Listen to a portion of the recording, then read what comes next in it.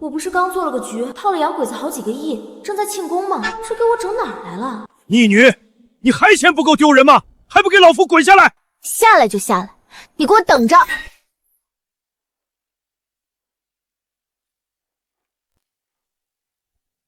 老邓，你嚷嚷什么？信不信我一拳打爆你的狗眼？反了！来人，是取老夫大刀来！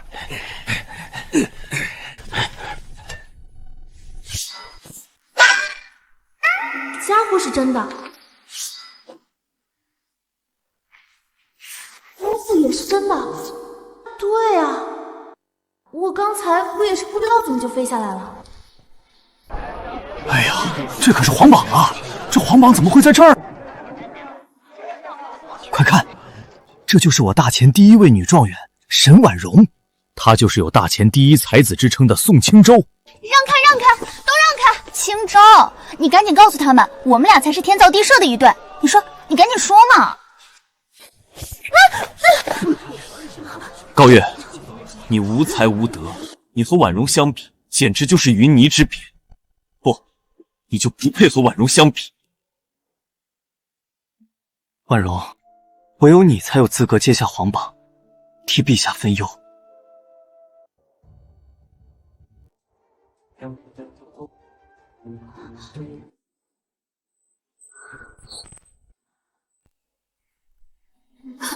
这是穿越到了一个不仅为了男人争风吃醋，还为男人怒揭皇榜的花痴傻女身上。到临头都不知道躲，有你何用？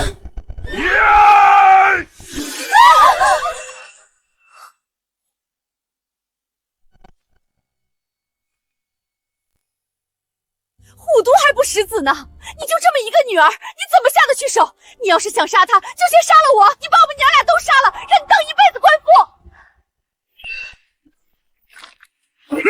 这便宜老爹之所以被气成这样，是因为接皇榜者虽然不论男女，但必须有经世之才、治国之道。如果沽名钓誉，就得重罪严惩。可这原主却是个整天只知道热脸贴男人冷屁股的花痴。夫人，你给我让开！你还不知道你女儿是个什么德行，她竟敢叫她亲生父亲老登！父亲大人，其实孩儿接下皇榜，并非冲动之举，孩儿是想建功立业，重塑我高家百年荣光。哼，你忘了你前年你一手1片2片3 4片4片5片6 7片，令我高家成为长安笑谈。意外，纯属意外。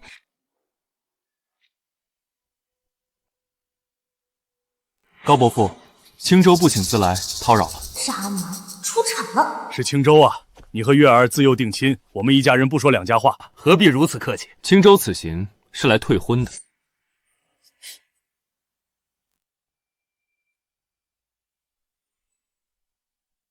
宋青州，你简直混账！你与我家女儿乃是从小定的娃娃亲，如今大婚在即，岂能说退就退？你宋家此举，我定国公府脸面何在？伯父，令爱虽有美貌，但却无才无德，如今又私接皇榜，闯下大祸，实在不堪为我宋家之父啊！你，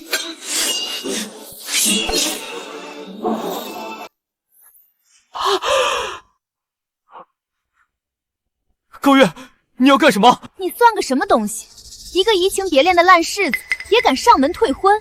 要退婚，也是我高家退婚。高月，我知道你爱我如痴，这才因爱生恨。可就算这样，我也绝对不会娶你的。你还是死了这条心吧。娘，婚书给我，捡起来，滚出去！你，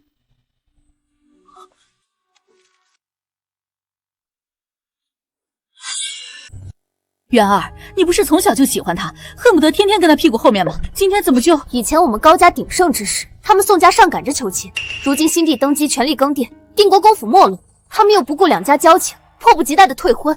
这样的人，我才不嫁！娘，我想通了，女人当以事业为重。从今天开始，我将以重塑高家百年荣光为己任。宋家这笔账，老夫自然会算。可你私接皇榜这事，老夫现在就要算。走，随我向陛下请罪。轻点儿，别拧坏了。就你还以重塑高家荣光为己任，别闯祸，别连累家人，你爹我就烧高香了。轻点，我能走。定国公这孙女儿，除了跟在宋家小子屁股后面转之外，什么也不会，还敢接皇榜。定国公府这次算是完了。微臣拜见陛下。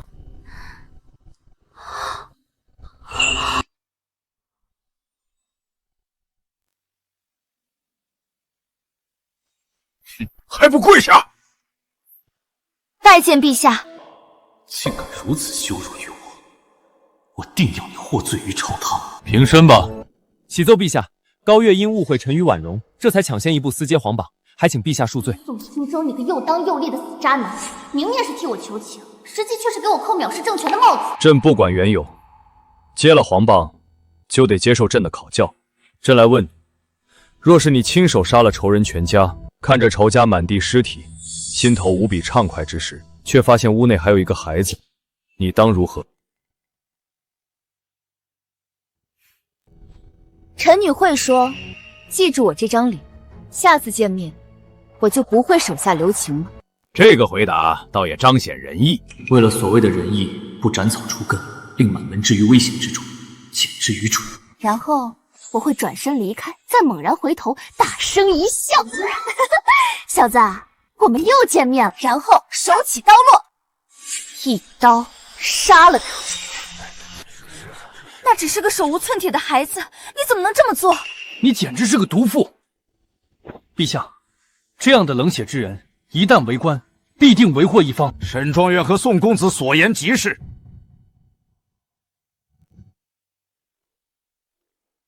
我大前男儿的刀只斩敌寇，不杀老幼，连一个小孩都不放过，简直残暴。陛下，高月生性如此残暴，还请陛下责罚。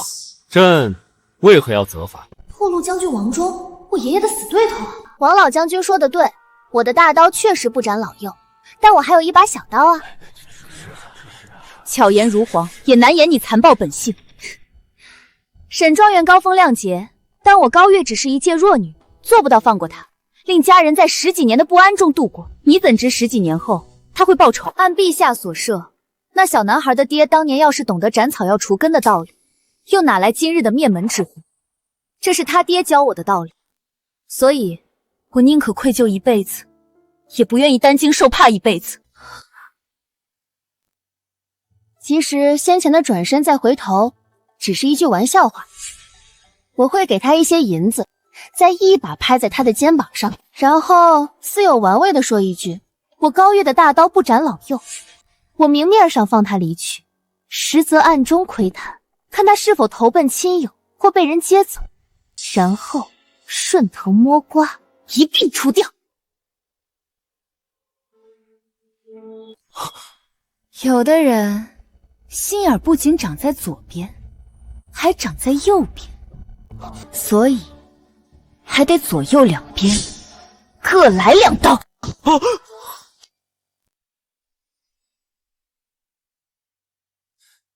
陛下，高家百年将门，却生出这么一个阴险歹毒之女，还请陛下从重责罚。我只是在讲斩草除根的道理而已，你为什么这么害怕？难道你和我高家有仇，害怕被我斩草除根？高月，回来！陛下面前不得胡言。陛下，老臣以为高侍郎之女高月所言也不无道理，既是大仇，又何来老幼之分？你的回答，朕很满意。这第一个问题，只是朕的小小考验。想要在朕的身边做官，可没这么简单。还请陛下赐题。此题不仅高月可以回答，众爱卿皆可作答。若是叫朕满意，朕无有不允。谢陛下。你是江南贫瘠之地的县令，有一茶商看中一处荒山，想要承包种茶，但他要求必须开荒之后才肯承包。可官府库银空虚，百姓懒惰，开荒之事又迫在眉睫。朕已出题，谁来作答？陛下，此题不难，1倍工钱不行，那就2倍、3倍，重金之下，百姓必定响应。朕说过，官府库银空虚，钱从何而来？官府无钱，百姓懒惰，如果不提高工钱，只怕无人响应。陛下，此题无解啊！偌大的国家，比这更难的政事比比皆是，难道就因为看似无解就不解决了？末将不敢。沈爱卿，你乃本朝第1位女状元，你来作答。微臣愚昧，还请圣上责罚。高月，你可有解？请容臣女想想。你接了朕的求贤榜，你可不要叫朕失望啊！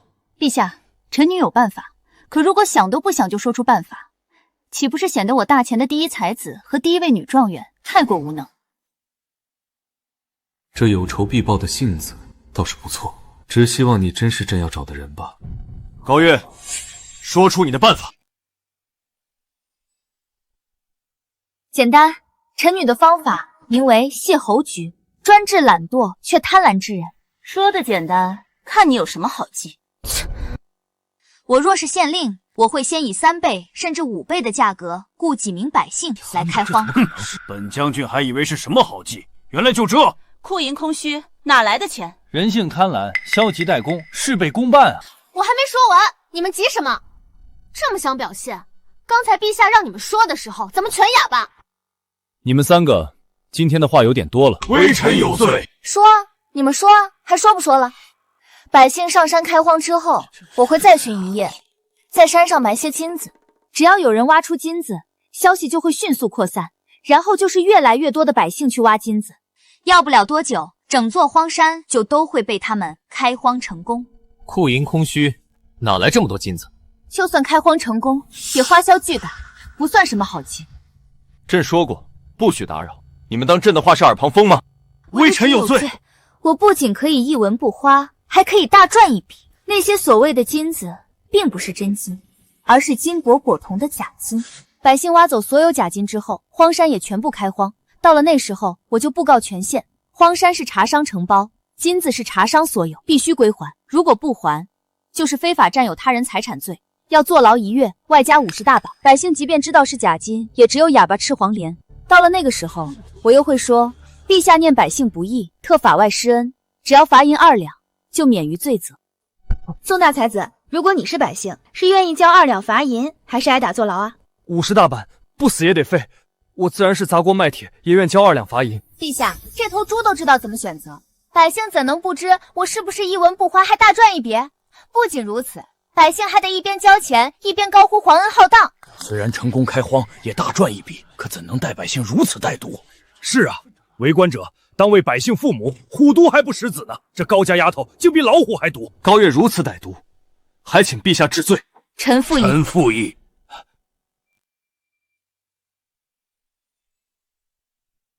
沈爱卿，据说你8岁作诗，12岁通读经义，文才惊人，如今又是状元及第，乃长安第一才女。你可有比高月更好的办法？臣暂时还没想到，还请陛下容臣再想想，微臣一定可以。那便是没有。你明明没有办法，还在这里嫌高月所献之计过于歹毒，怎么？你是欺朕年轻，还是觉得朕不知好赖？微臣不敢。微臣不敢。朕刚才出的题就是钱塘知府所奏。高月，你解决了一线难题，朕很满意。说说看，你要什么奖励？朕无有不允。那就先来几个大钱本土小奶狗吧。启禀陛下，临江城突发天灾，临江知府正在御书房求见。退朝。我的奖励呢？我的小奶狗呢？怎么哪里的皇帝说无有不允都是泡影啊？进。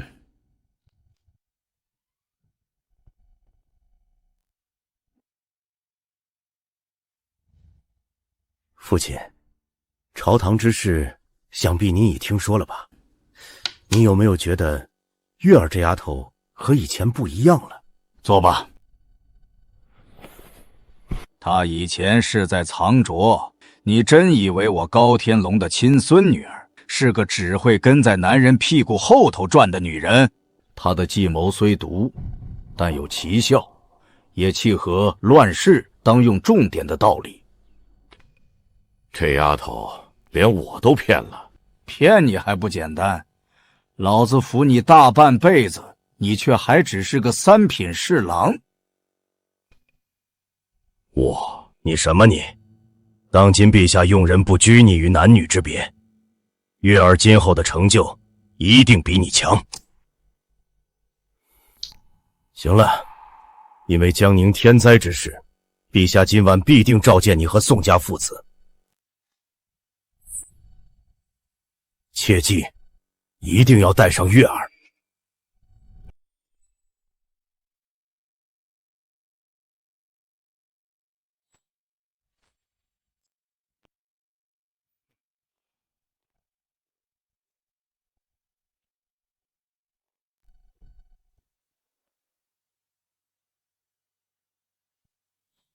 上官，把奏书给他们看。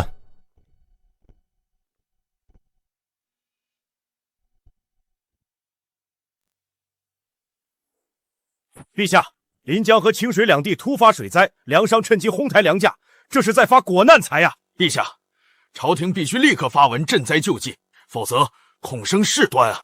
这就是朕深夜急召你们入宫的原因。如今国库空虚，拿不出多少银子来赈灾，朕要你们想办法，在最短的时间内恢复粮价。沈婉容，你是我大前第一女状元，先帝很是欣赏你的治国策论，朕决定派你去赈灾济民。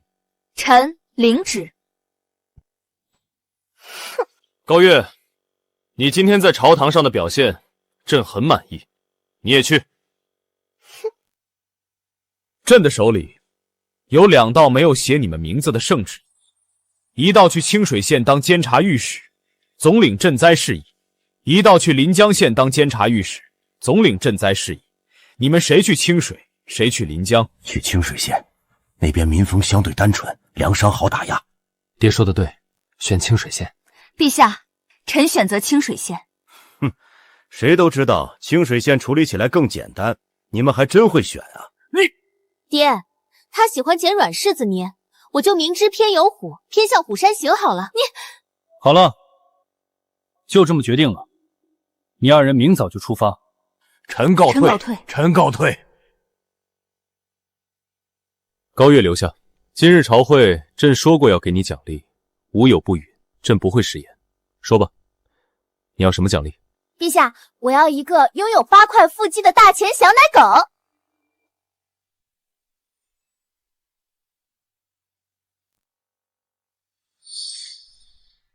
大钱小奶狗，8块腹肌。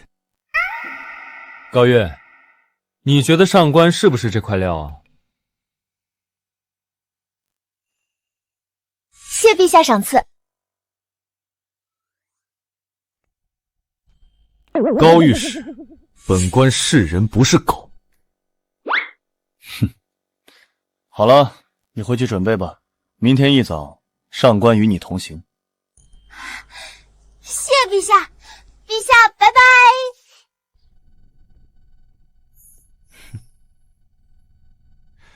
朝朕摆个手，就算是拜拜了。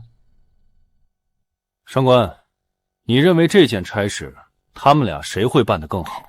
沈婉容乃当世才女，熟读史书策论，深谙治国之道。高月虽有些小聪明，但治国治世可不是小聪明就可以的。朕却不这么认为。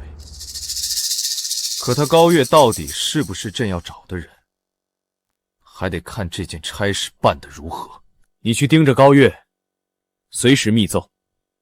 还有，临江县的粮商根基稳固，不好对付，你务必保证他的安全。是，陛下。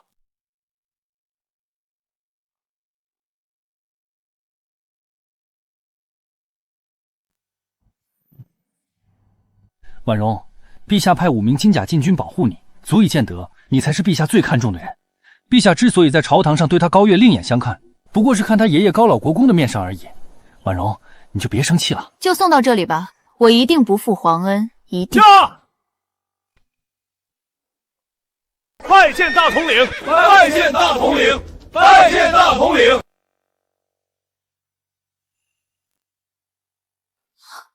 还聊呢？灾情就是命令，灾区的老百姓翘首以盼，你们却在这里手拉手。驾！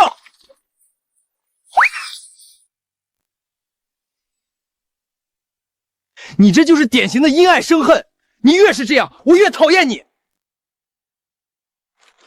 婉容，他就是见不得我对你好，你不用和他一般见识，只要把这趟差事办好，陛下一定更加看重你。陛下派5名禁军保护我，却派自己的贴身卫士为他驾车，那可是禁军统领2品大官啊！你给我等着，我一定把这差事办得比你出色，我一定要让陛下知道，他看走了眼。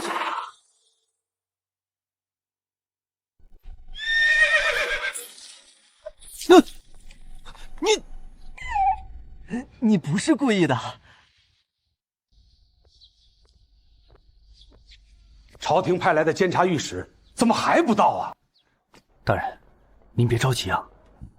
粮价飞涨，前赵、韩、林4大粮商全部阳奉阴违，把粮价从40文一斗涨到100文一斗，百姓民不聊生，本官如何不急？来了来了，御史大人到了。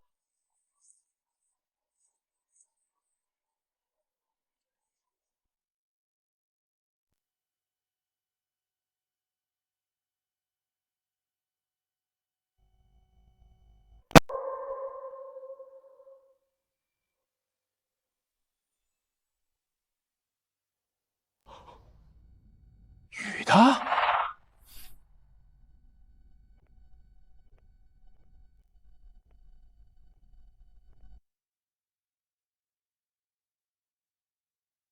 本官乃御前侍卫统领，奉旨随侍新任临江县监察御史。从今日起，临江县大小事务皆由高月高小姐做主。临江县知县上前拜见御史。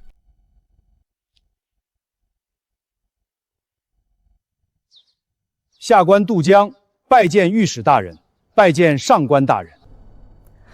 不必多礼，进去说吧。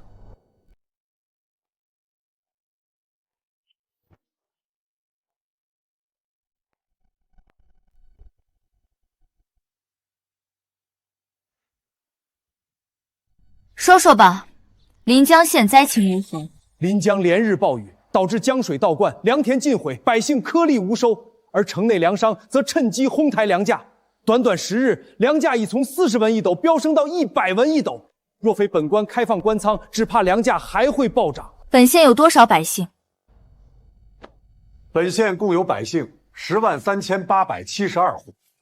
这么清楚，还不错，是个好官。下官惭愧，能力有限，无法救民于水火，还请高大人奏请朝廷赈灾。朝廷也没多少余粮，陛下也为此发愁呢。再说了，我们也不能什么事儿都找朝廷啊。如果出事就找朝廷的话，那朝廷要你们这些当官的干什么？大人，可有良策？有啊，这第一步就是把官仓关掉。大人何故打趣下官？眼下开放官仓，粮价还难以遏制。一旦关仓，粮价必定暴涨，百姓如何能买得起啊？杜大人，本官不是来跟你解释的，这是命令，必须执行。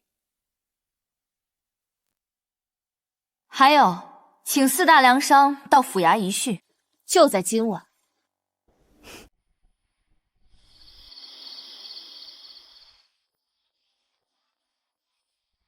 草民拜见高大人。好歹也是一方富商，怎么穿得如此落魄？那是因为……行了，本官不想看你们表演。本官只说一句话，本官要你们把粮价抬高到150文一斗，只许高，不许低。谁敢少一个子儿，本官就宰了谁。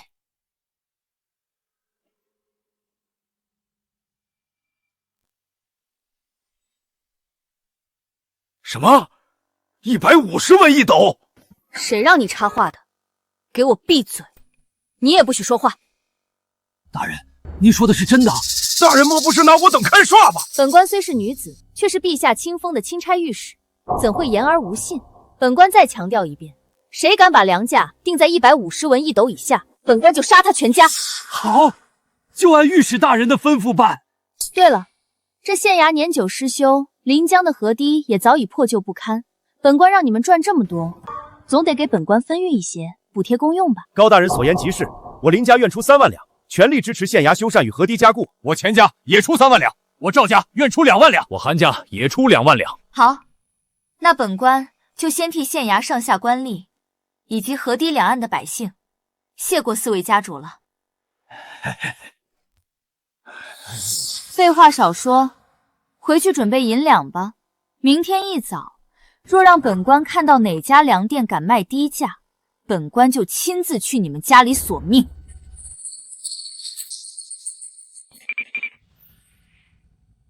高大人，万万不可呀！150文一斗的粮价，百姓们根本活不起呀！100文一斗，百姓就活得下去了？既然都是活不起，那便没什么区别。你只需记住一点：7日之内，若粮价不能恢复到灾前水平，本官就把你杜大人还有你上官大人一起吊死在城头示众。我为什么不是把你自己吊死在城头？本小姐的命金贵着呢。本官乏了，绿萝，扶我回房休息。是，小姐。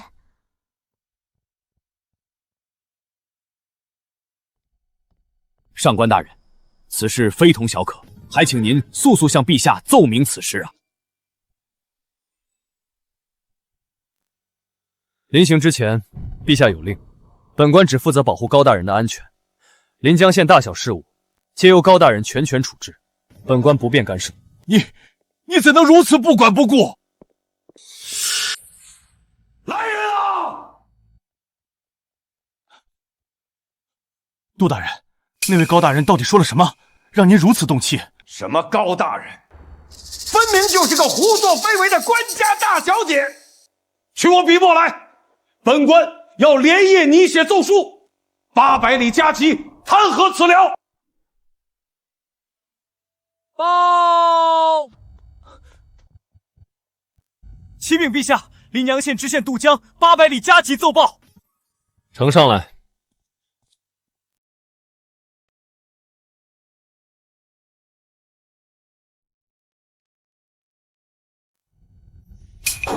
大胆！这个高月太让朕失望了，他竟敢与粮商勾结，将粮价抬高到150文一斗，简直无法无天。不对，虽然满朝文武都说高月计谋狠辣，但也绝非庸才。他这么做，难道是另有深意？报！启禀陛下，上官统领密奏。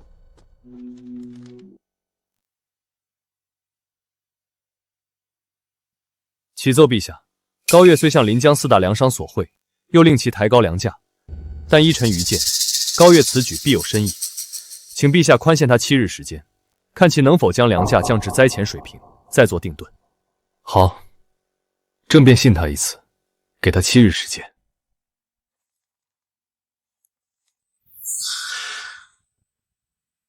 进。爹，不好了，出大事了！老夫知道，不就是月儿在临江抬高粮价，还公然向粮商索贿吗？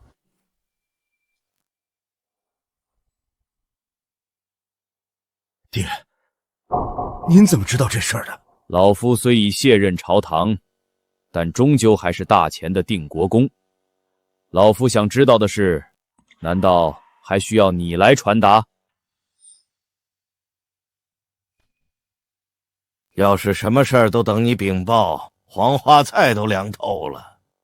哼！既然您早就知道了，怎么一点都不着急呀？着急有什么用？老夫相信自己的亲孙女儿，绝不会胡作非为。就算她这件差事办得不好，老夫拼上这一身功劳，也能保她周全。不是老夫说你，你这爹是怎么当的？连自己的女儿都信不过。行了，下去吧，老夫看你就心烦。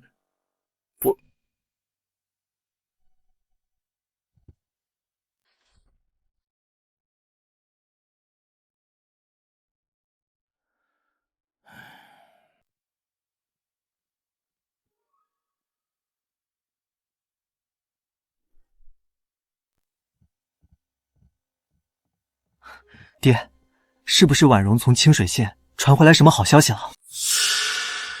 不是婉容，是高月那边传来了坏消息。不过对我们宋家来说，这就是天大的好消息。什么好消息？高月到了临江之后，不仅向当地粮商索贿，还命令他们把粮价抬高到150文一斗。你说，这对我们来说算不算绝好的消息？还好我退婚退得早，我就说他无才无德，果然没说错。婉容那边已经把清水县的粮价压低到82文一斗，甚至还有信心再降一些。等婉容回朝复命，陛下必定会明白，婉容才是真正的大前第一才女。你务必把婉容娶回宋家，有了她的相助，我们宋家崛起就指日可待了。爹，您放心，她迟早都是我的人，逃不出我的手掌心。对了，爹，要不要把临江城的消息告诉婉容，让她也高兴高兴？放心，爹早就安排好了。沈大人，临江县的百姓这下可惨了。哦，为何这么说？宋大人那边传来消息，高岳到任临江之后，竟然公然向粮商索贿，还伙同他们将粮价抬高到150文一斗。临江的百姓哪承受得起呀？能不惨吗？他们皆是我大前子民，民生疾苦，怎可幸灾乐祸？沈大人教训的是，下官失言了。只能说临江百姓命苦，遇上了这样一个心狠手辣的毒妇。等本官回朝复命之后，再亲自去临江，替他收拾这烂摊子吧。沈大人高风亮节，心怀百姓，不愧是我大前第一才女。你去告诉清水县的粮商，粮价再降8文，他们以45文一斗收购，74文一斗出售，依旧有不小的利润。若是不给本官这个面子，本官便以哄抬粮价之罪拿他们问罪。是，下官这就去办。高月，你这种无才无德的毒妇也配跟我争？宋青州是我的，陛下的青睐也是我的，你什么也得不到。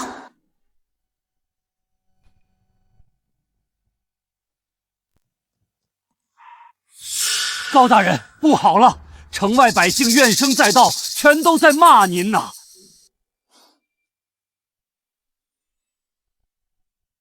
高大人，都这时候了，您怎么还能笑得出口？意料之中，小场面，不慌。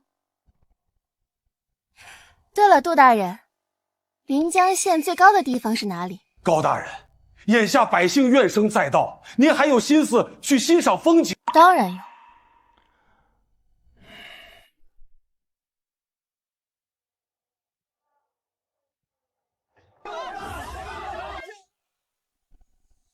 凭什么不是沈状元来我们临江，偏偏是这个高毒妇来祸害我们？陛下呀，陛下，你这是看走眼了呀！姓高的，你这般祸害百姓，就不怕遭天打雷劈得报应吗？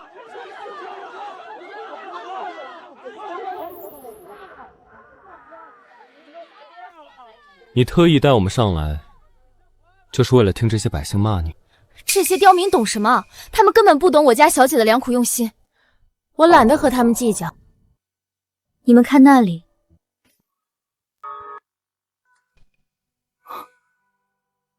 你故意抬高粮价，是为了吸引外地粮商前来。看来我向陛下求请宽限他7日的决策，并没有做错。你这人虽然冷冰冰的，但却不傻，别老是一张冰块脸，给本官笑一个。本官乃2品禁军统领，职责是护卫陛下与大人安全，并非供人取乐的南花魁。没劲，绿萝，我们走。是小姐。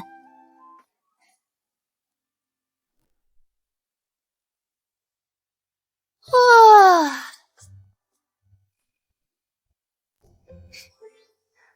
还不错哦，毕竟是小姐的御赐小奶狗，自然不能差了。高大人啊，你怎么还有心思在这里欣赏舞刀呢？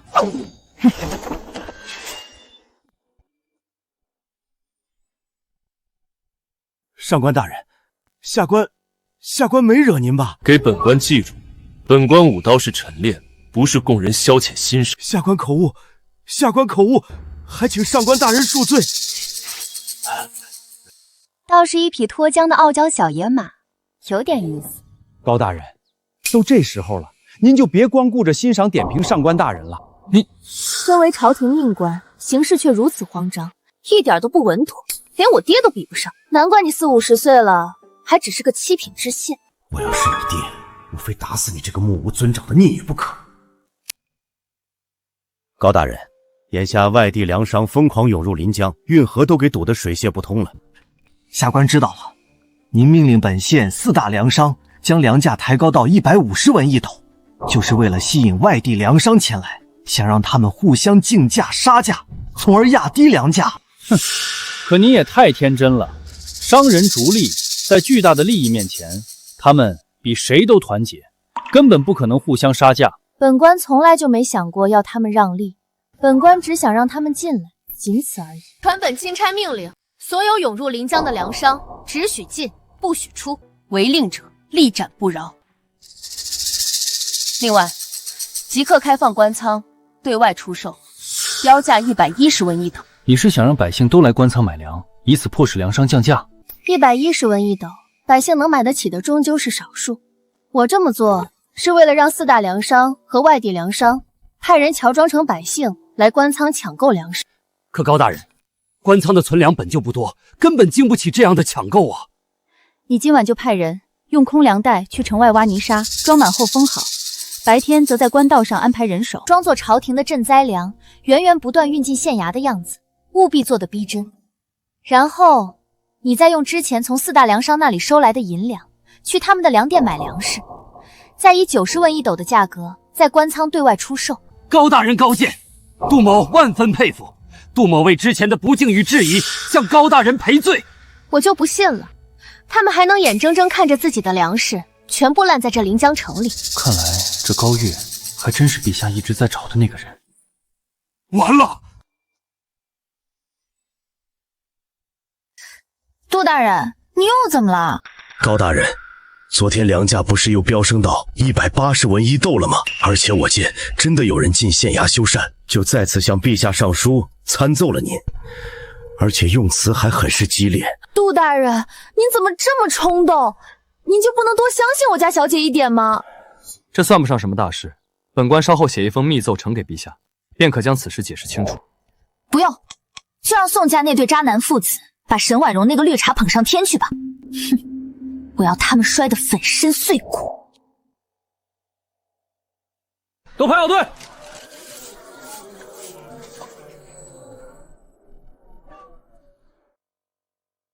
老板，我们还要继续降价吗？再降下去，我们就要亏本了。不对呀，之前不是说临江官仓的粮食库存不多了吗？怎么我们这几日越去抢购，官仓的粮食就越多呢？老板，这几日我每天都能看到粮队从京城方向过来，一车车粮食源源不断的运进县衙，看着不像是假的。坏了，这是朝廷的救济粮到了，快赶紧降价，标75文一斗，一定要比官仓便宜。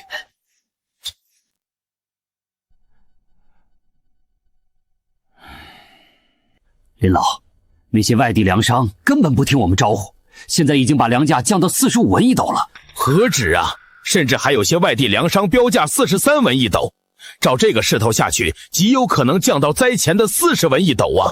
我们的粮食再卖不出去，就要全部烂在手里了。林老，您一直是我们4大家的主心骨，事到如今，您赶紧拿个主意，救救我们啊！这个高月实在是太狠毒了。他先是引诱我们抬高粮价，借此吸引外地粮商蜂拥而来，然后再关门打狗，断我们的后路，简直就是个毒妇。林老，话可不能这么说，我们可不是狗啊！你，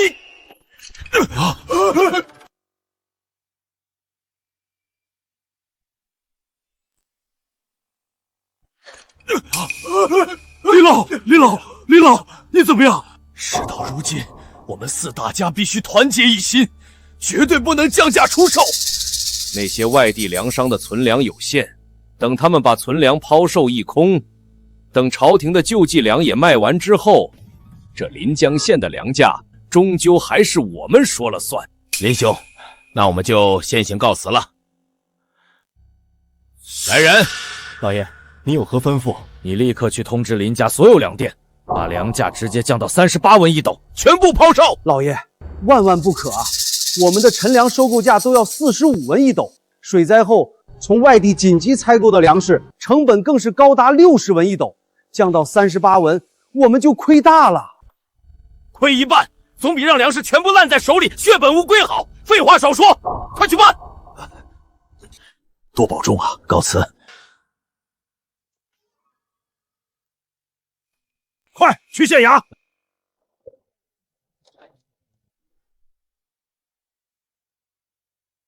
高大人，饶命啊！高大人，求您饶命啊！高大人，高大人，求您饶了我钱家吧！求您开恩啊！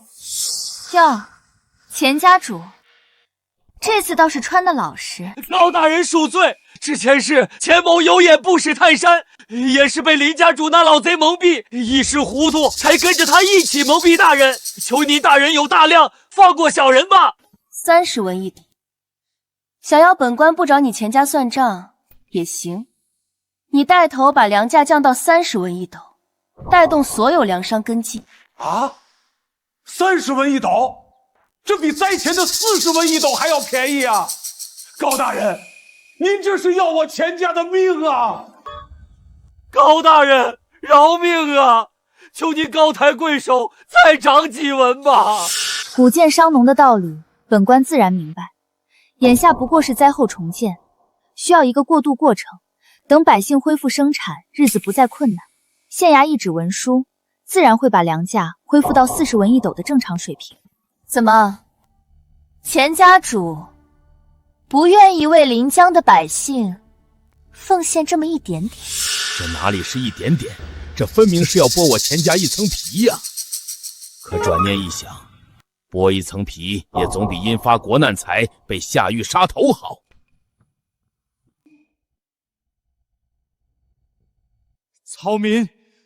草民愿意。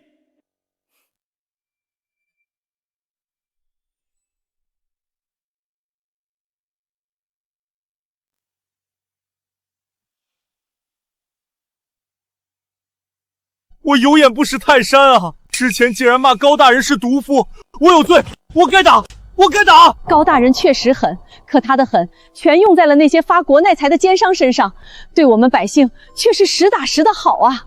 陛下，你慧眼识英雄啊！高大小姐一心为民，是我们大钱的真国士，是我们百姓的救星啊！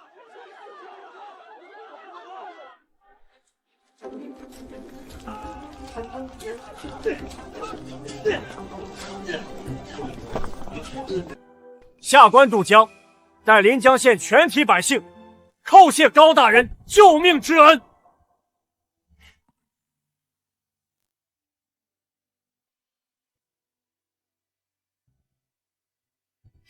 杜大人请起，不必多礼。本官看得出来，杜大人也是个好官。之前都是误会，我不怪你。下官虽然不如高大人聪慧多才，但往后必定以大人为榜样，一心为民，绝不辜负百姓与陛下的信任。临江的事差不多了，收拾东西，我们回长安。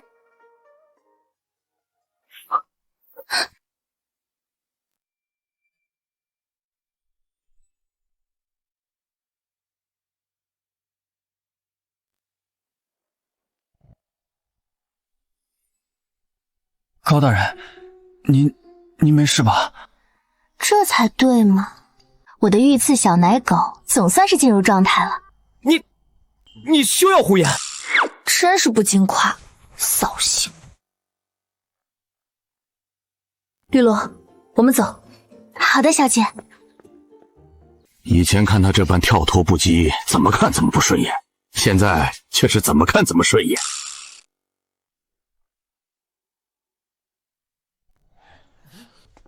高大人，请。这是你们安排的？绝对不是我们安排的，是百姓得知高大人今早要回长安，自发前来送行的。高大人，百姓们为了能见您一面，有的天不亮就来这里等候了，您还是和他们说几句话吧。好啊，我这就把他们赶走，免得挡了我的路。赶走？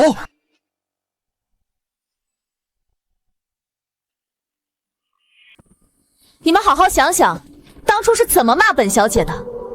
一个个恨不得把我地下的祖宗都挖出来骂，现在倒好，又堵在这里拦我的路，想求我原谅。你们好意思吗？高大人，我们知错了，是我们有眼无珠，错怪了您，求您原谅我们吧。高大人，您大人有大量，大人不计小人过，就原谅我们这些糊涂蛋吧。高大人，您要是不原谅我们，我们就一直跪在这里，绝不起来。怎么，这是想道德绑架我？少来这套！我可不像那些讲究大人有大量的男子汉，你们爱起来不起来，与我无关。我之所以帮你们降低粮价、整顿粮食，不过是奉了陛下之命，尽我钦差御史的本分。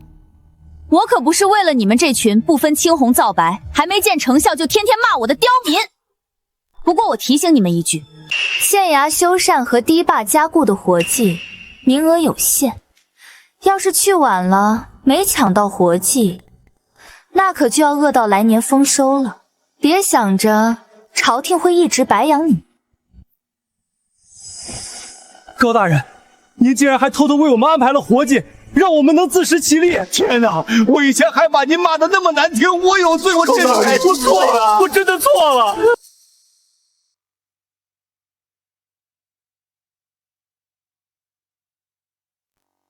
小妹妹，告诉姐姐，你以前骂过我没有啊？没有，我妈说姐姐是好人，不让我骂姐姐。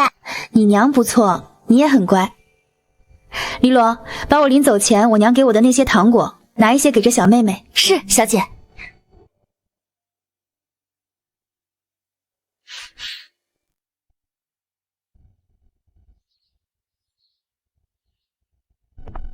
上官大人，等等。杜大人还有何事？这是什么？这是送给高大人的礼物。杜大人可知，朝中早已有人觊觎高大人，见不得他立下功劳，得到陛下信任。你这般明目张胆准备礼物，岂不是给人留下把柄？上官大人放心，这只是一件普通的女款披风，不值什么钱，还请上官大人一定收下，带回长安。关键时刻，或许能为高大人在朝堂之上遮一点风，挡一点雨。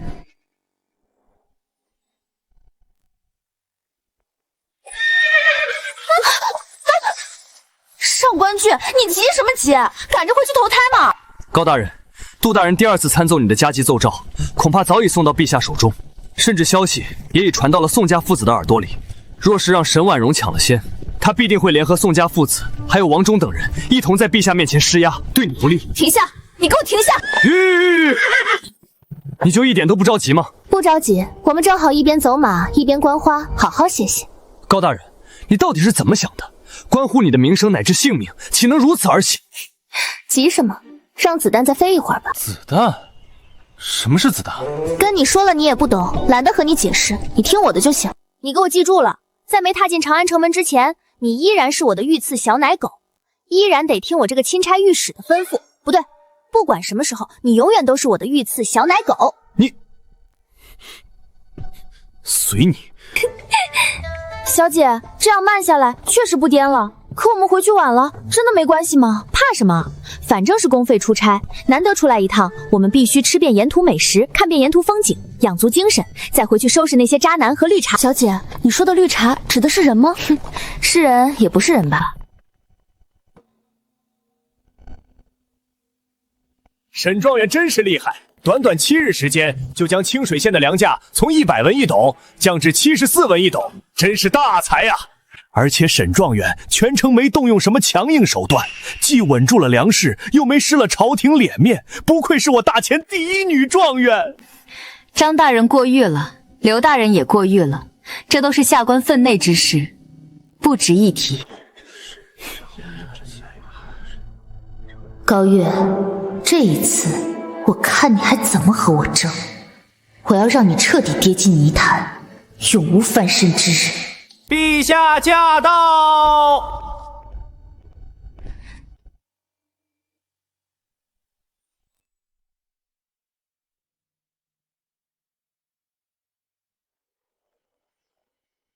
吾皇万岁！万岁！万万岁！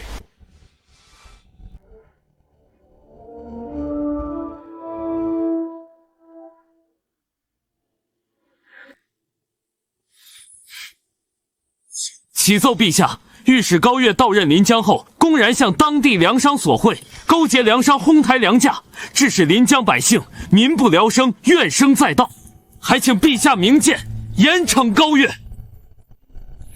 高岳，7日期限已然过去，你却迟迟未归，还闹出这般事端，真是太让朕失望了。众爱卿平身。谢陛下。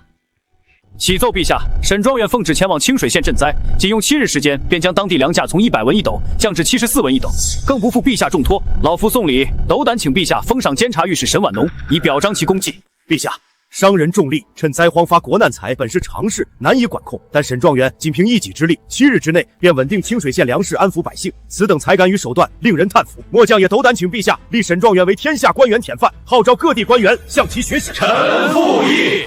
高岳呀，高岳，你到底在干什么？怎么还不回长安？再晚就来不及了。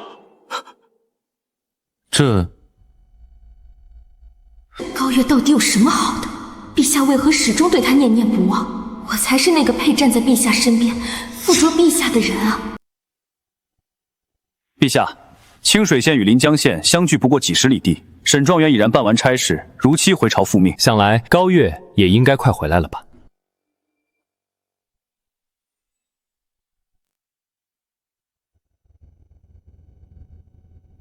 其实高岳的消息昨晚就已经传到宫里了。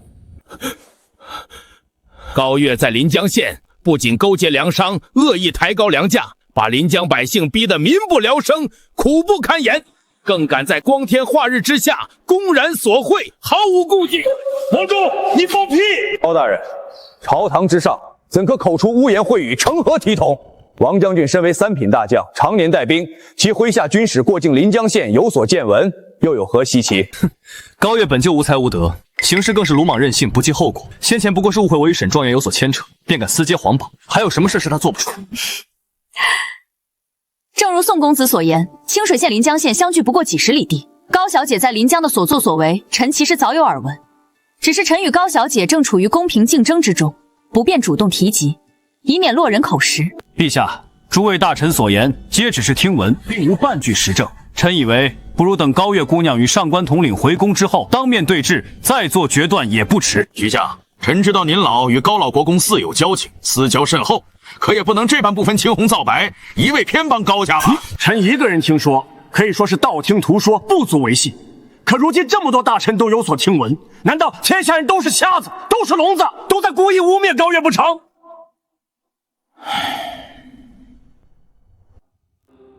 高岳，你要是再不回来，朕也帮不了你。定国公高天龙到！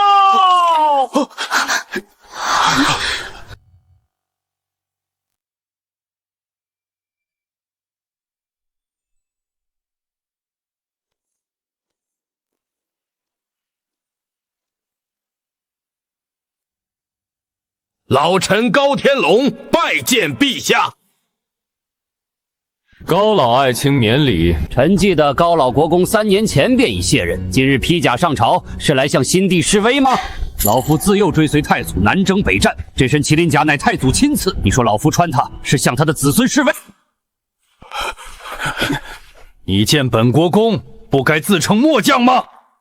是，末将见过高老国公。根据本朝礼制，卸任勋贵未经召见，不得入朝。礼部尚书，若你非要讲礼制，本国公便请出太祖所赐刻有如朕亲临，可先斩后奏的大刀与你理论。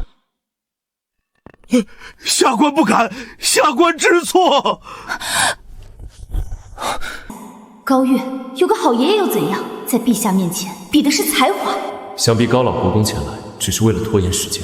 好，朕便再多给你几日时间。高老国公，你今日来朝是为高岳求情？启奏陛下，臣不为孙女求情。若他真负皇恩，理当严惩。但他人还未到，便遭恶意中伤，老臣绝不答应。老臣愿拼这一身功绩，求陛下再宽限3日。老国公乃3朝元老，开国元勋，素来不向朝廷开口，朕这就准你所请，再宽限3日。老臣谢陛下隆恩。监察御史高苑、禁军统领上官俊求见。快宣！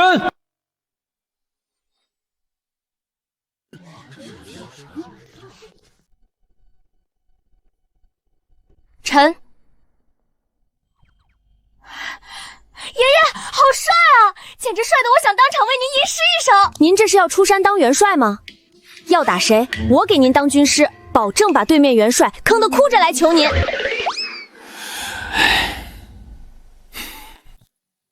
短短7日，临江知县2次加急告状。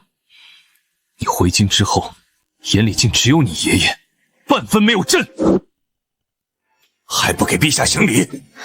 拜见陛下。朕让你起来了吗？跪下！肯定是看了杜江的奏报，又听了这些渣男绿茶的挑唆，跪就跪。待会儿我就让你求着我起来。好，天子一怒不得了。高月，你当真以为朕不敢杀你？高月，不许对陛下无礼！小女年幼无知，不懂规矩，还请陛下恕罪。都敢勾结粮商，搜刮民财了，还敢说年幼，分明是心术不正。我就说嘛，她本就是个无才无德、不知天高地厚的女人。你们，高月，你自己找死！就算有你爷爷在，也救不了你。陛下，臣有话要说。说。启奏陛下，自高大人抵达临江之日起，仅用7日时间，便将当地粮价稳稳压制30文1斗。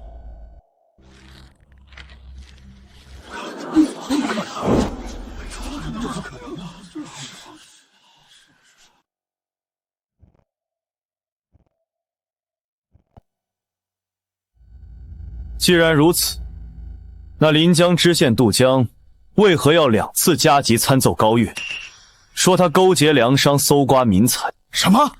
陛下早就收到临江知县的加急参奏了，那陛下为何？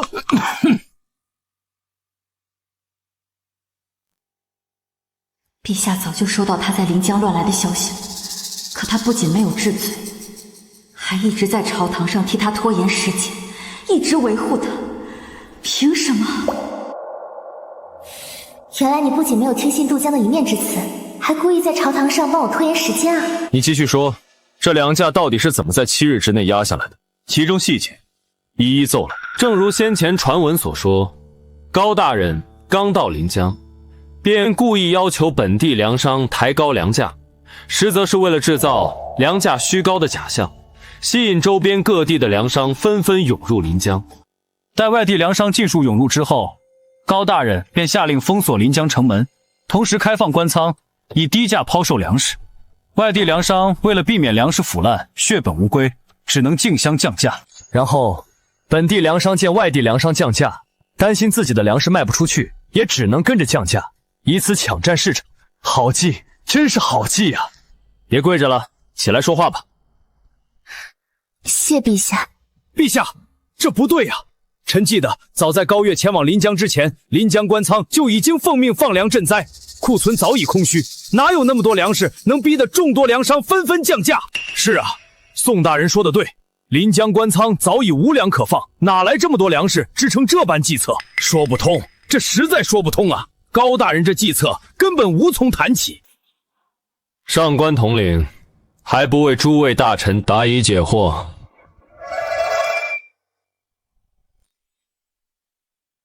首先，高大人连夜命人用粮袋状填满泥沙，待到白日便装作朝廷运粮队在临江县衙门口公开卸货，故意制造官粮充足的假象。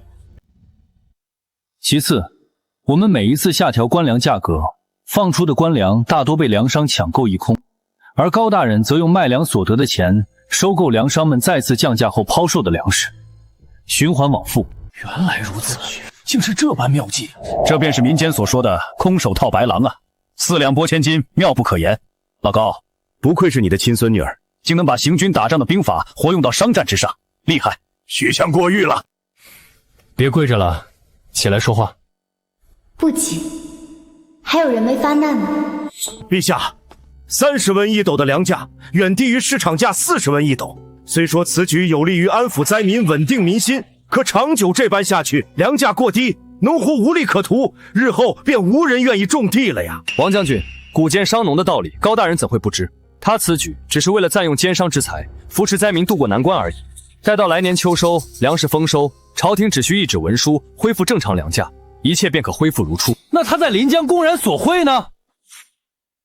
高大人在临江所收的银两，1文钱都没有揣进自己的衣兜，而是全部用来修缮临江县衙的破损房屋，以及加固濒临决堤的河堤。陛下，返程途中，臣也曾问过高大人，为何不直接将这笔银两用来赈济灾民，反而要耗费心力修缮县衙？高大人说，不能让灾民长期依赖朝廷赈济，不劳而获，要让他们靠自己的双手赚钱生活，用劳作换取粮食与银两，这便是所谓的以工代赈。好一个以工代赈，既解了当下的灾民之困，又能让百姓自食其力。高爱卿，你果然没让朕失望，看来宋公子所言不实啊。高爱卿并非胡乱接朕的皇榜。高爱卿，快平身，接受朕的封赏。不急，陛下，臣还有一笔账没和陛下算呢。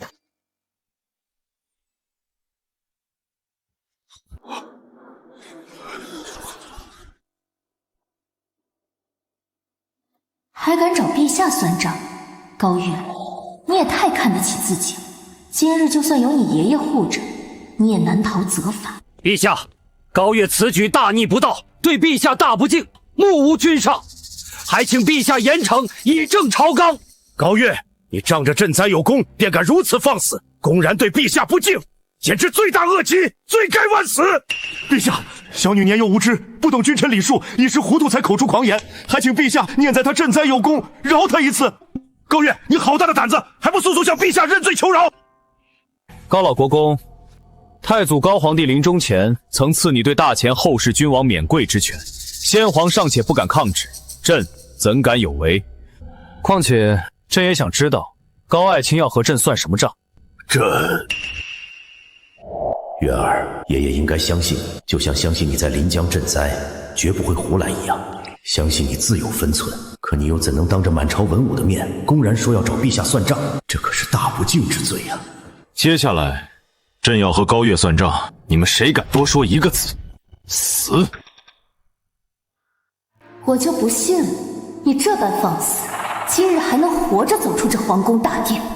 高月，现在殿内只有你我2人可以说话，说说看，你要和朕算什么账？谢陛下。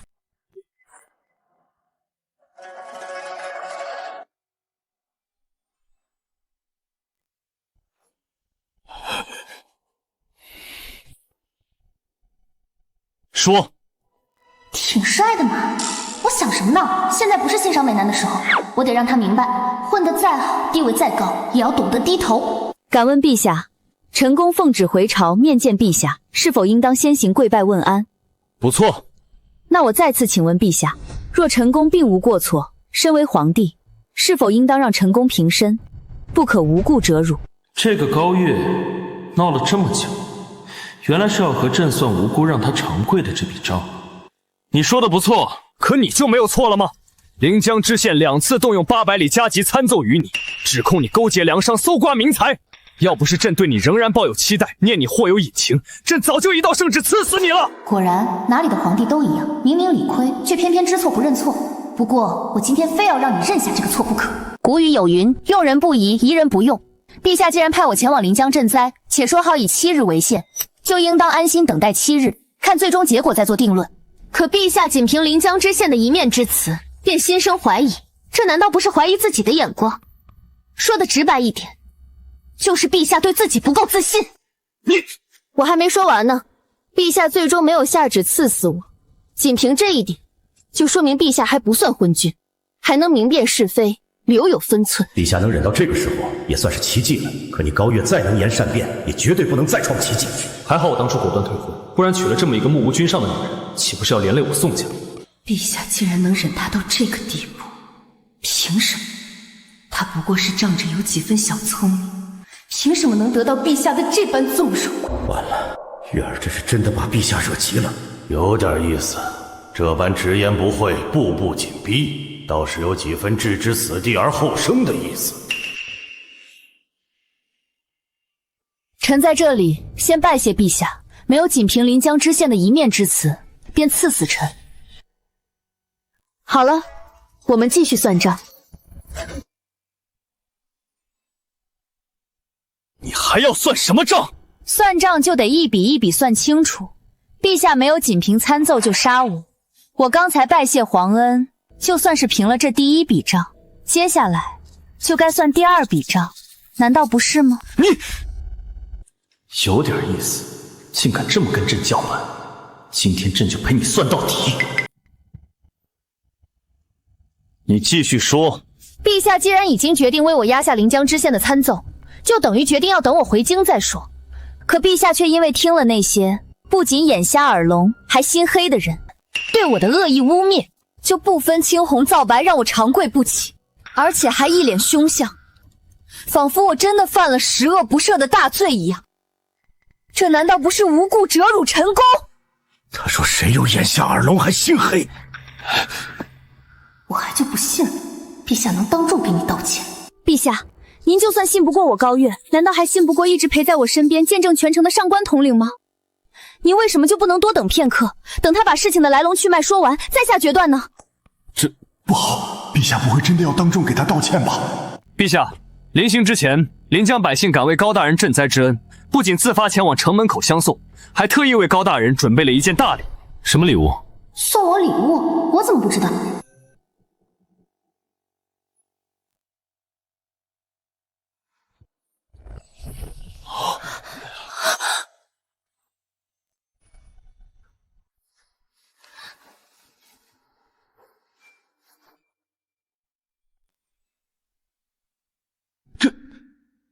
这是万民披风。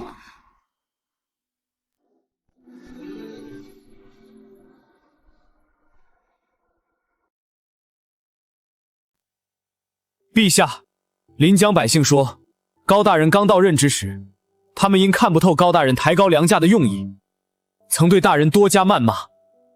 后来，他们得知了大人的良苦用意，他们害怕这些言论传到京城，对高大人不利，便在大人临行前夜连夜赶制了这件披风。他们希望这件披风能为高大人遮蔽朝堂风雨。看来这高侍郎之女并不像传闻那般无才无德啊。毕竟是高老国公的孙女，高侍郎的女儿，出身将门世家，怎么会真的无才无德？他以前难道是为了藏拙？应该是了。这件有上官统领亲自作保，承载着临江百姓心意的万民披风，就是最好的证明。看来你就是朕一直在找的人。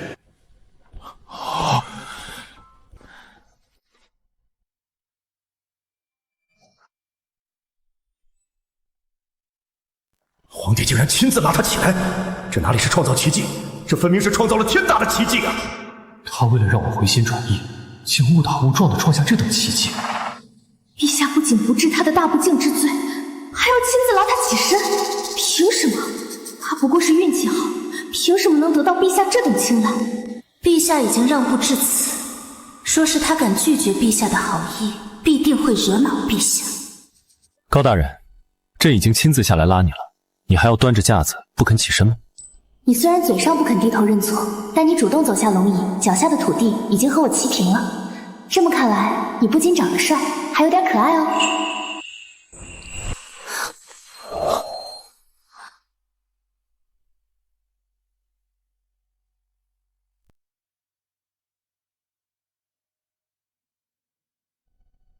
陛下，低头，皇冠会掉吗？什么意思？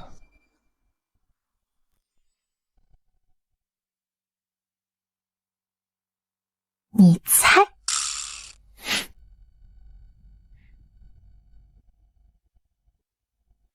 陛下竟然亲手拉他起来，甚至还和他那般亲近，他凭什么呀？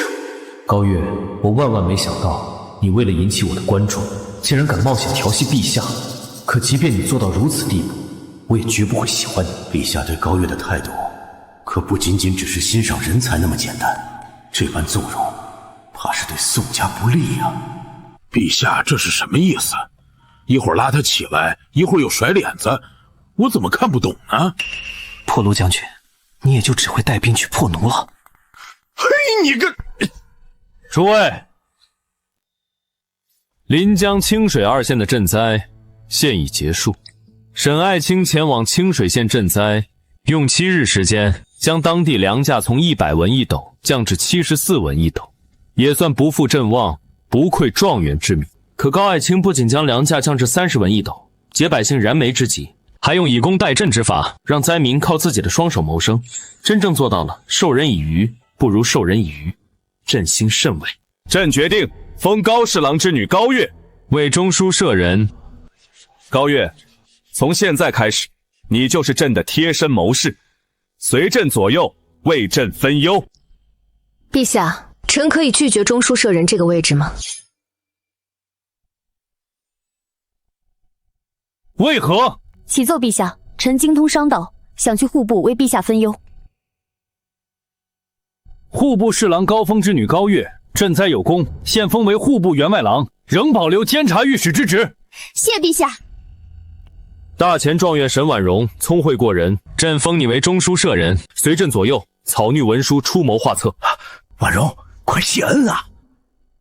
臣沈婉容谢陛下隆恩。退朝。这高冷帝王也有变受气小媳妇的时候，还别说，怪可爱的。给皇帝当小蜜的好事让给你了，不用谢哦。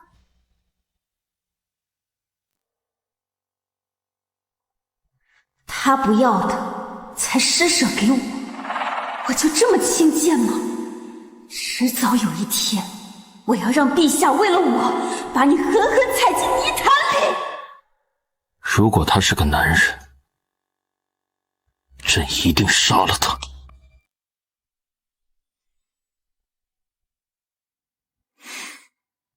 因为她是女子，所以你想纳了她，有何不可吗？陛下，臣以为您与高大人不合适。上官俊，不会说话的时候，你就不要多话。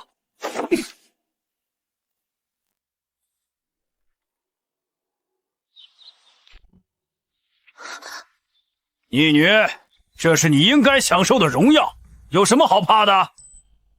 大小姐请。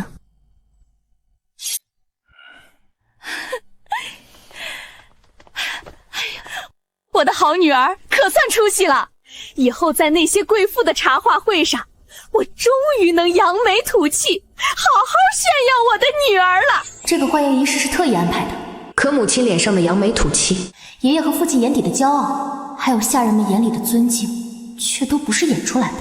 这也足以见得，从前的那个高月，真就是一个让家人蒙羞，只会追着男人跑的花痴恋爱呢。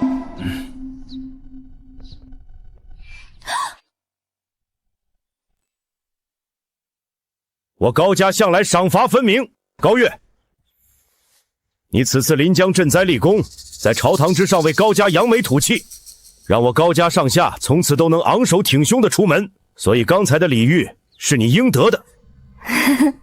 然后呢？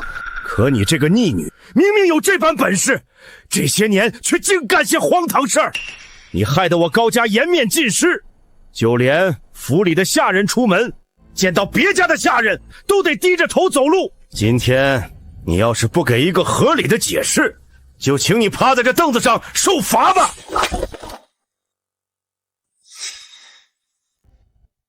看得出来，爷爷和母亲都没想真的收拾我，只是想借着今天之事让我给个合理的解释。也就只有你这个老登一门心思要跟我算旧账，真想给我来个所谓的赏罚分明。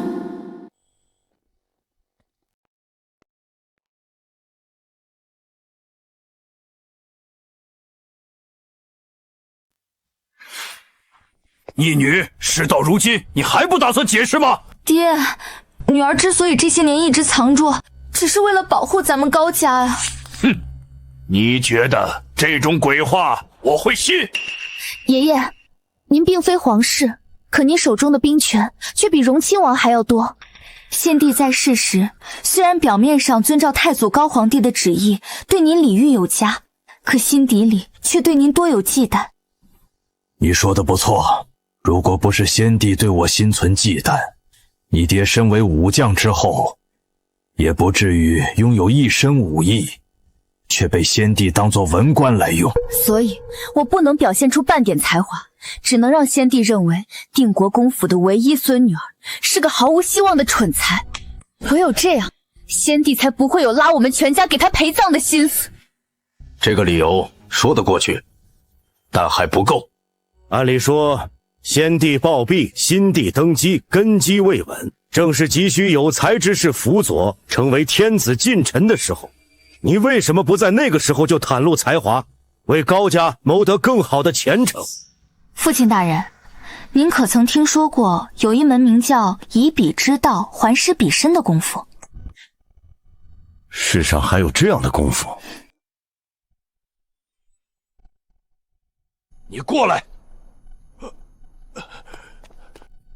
原来是你害玉儿在新帝登基的关键时候，连才华都不敢展示。是你让我在一众贵妇面前这么久都抬不起头，该打，该打！逆子，你还有脸叫玉儿逆女？爹，不是这样的。您今日亲眼所见，他连陛下的赐封都敢拒绝，哪里胆小，哪里怯懦了呀？逆子，还敢顶嘴！哎呀，你个逆女，你是真的心狠手毒，你连亲爹都算计啊！爹，这就叫做以彼之道还施彼身。我明明是为了保护高家才故意藏拙，爹却真的以为我不争气，每天不是追着我骂就是追着我打。就宋清舟来退婚那一次，我不也是为了躲爹的打骂才爬上房的吗？娘也都看到了，我不过是接了个皇榜，爹就气得要劈死我。我哪里敢在陛下登基之初就贸然展露才华，只怕我还没来得及展露半分才华，刚说一句我有才，爹就得一巴掌把我打飞了。爷爷，爹年纪也不小了，下手轻点，可别真把他打坏了。瞧瞧，月儿还知道为你求情，多懂事的女儿！看在月儿的面子上，老子今天就饶了你这一次。爷爷，那我回房了。月儿，荣亲王向来将我定国公府视为眼中钉、肉中刺，你可有应对之法？我有一计，可让荣亲王一家满门抄斩。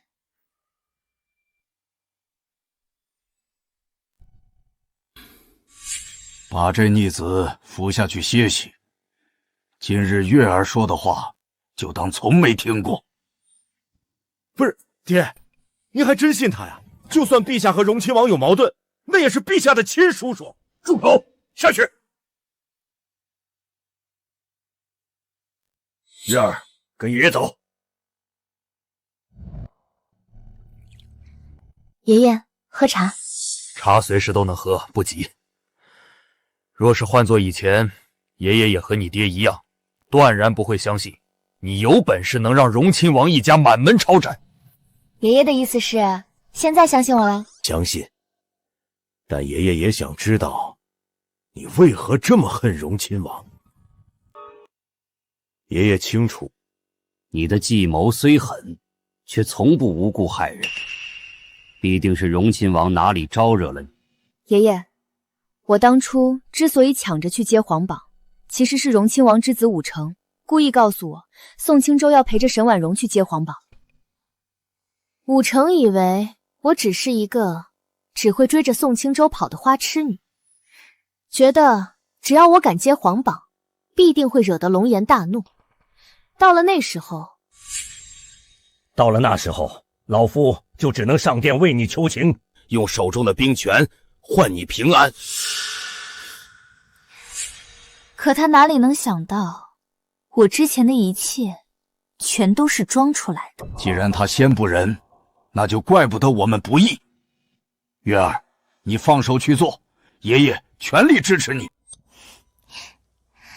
爷爷，现在可以喝茶了吗？好，喝茶。爷爷亲自给我的宝贝孙女儿斟茶。谢谢爷爷。进。爹，陛下急召我和月儿进宫。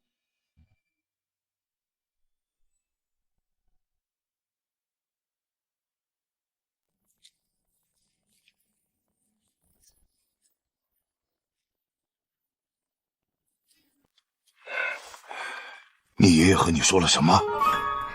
爷爷不是特意叮嘱过，让你别多问吗？你，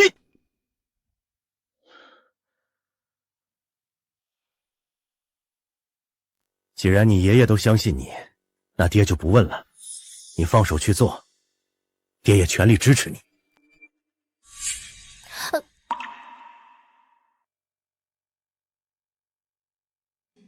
这就是刻进骨子里的肌肉记忆。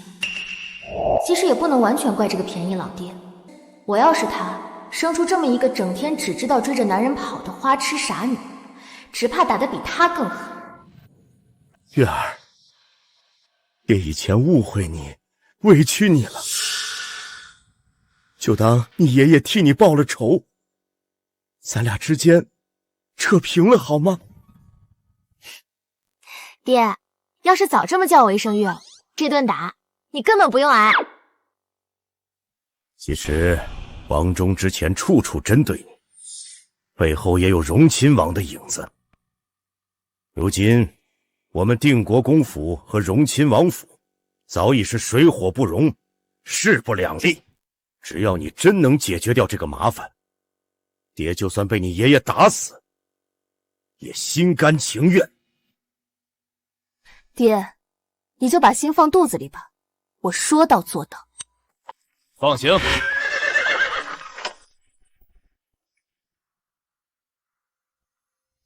本官乃是陛下亲封的中书舍人，速速放行。陛下有令，今夜除了高月高大人，任何人入宫都需步行进殿见驾，不得乘车。明明我才是陛下亲封的中书舍人，凭什么让他高月乘车入宫？陛下深夜急召，必定是大前有要事发生。高月，这一次我一定要把你比下去，一定要让陛下看清，我才是他真正要找的人。婉容，你是陛下亲封的中书舍人，陛下深夜急召，你本该乘车入宫，尽早见驾才是，怎么还在这里步行呢？陛下虽特许我乘车入宫，但我才刚刚晋升中书舍人，还是步行入宫，以表对陛下敬重为好。还是婉容考虑周全，心思缜密。不愧是我大前第一女状元，既有才学，又懂礼数。陛下迟早有一天会知道，沈状元才是我大前真正的第一才女，绝不是她高月能比的。陛下还在等着我们，别耽搁了，赶紧走吧。陛下驾到！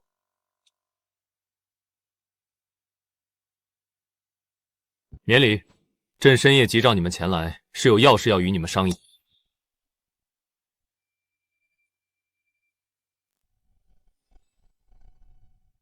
还说以前的花痴是装的，我看是花痴的对象换成了陛下还差不多，竟敢当着我的面用眼神调戏陛下，简直是胆大包天。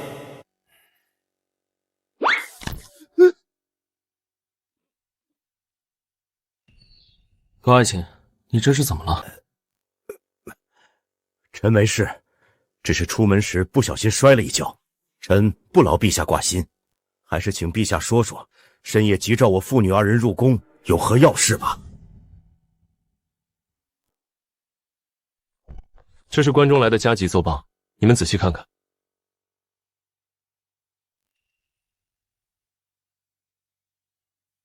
陛下，宋家父子沈状元还有王老将军到了。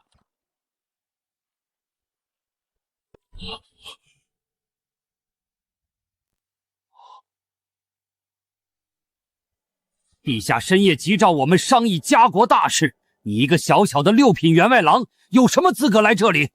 这个问题，你不该问我。你高月乃朕特召，轮不到你智慧。把奏授给他们，也让他们看看关中的情况。还演上了？中书大人学识渊博，想必能有应对之法。我们等你高见哦。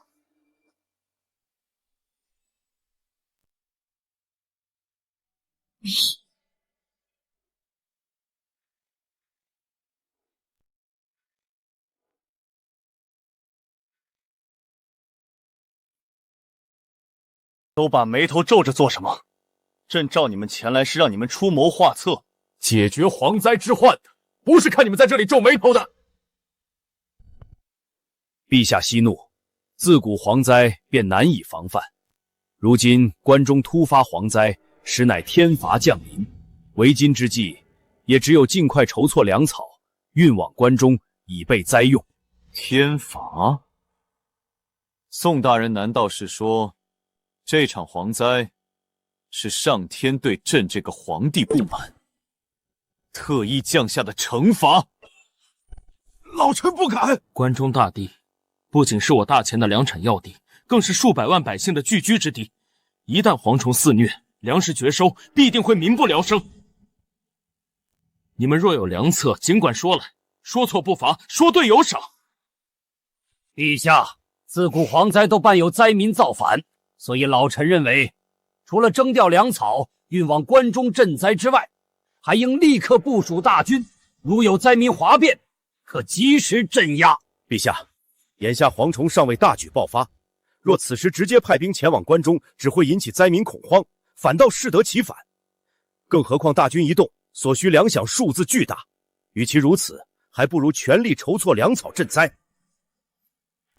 高爱卿说的对，事情还远没有到需要派兵镇压的地步。既然本将军的法子不行，那高大人倒是说说你有什么高见？本官目前尚未想到办法，但派兵镇压绝对是糊涂之举。你够了！朕叫你们来是商议对策的，不是让你们在这里吵架的。沈婉容，你是大前第一女状元，可有良策？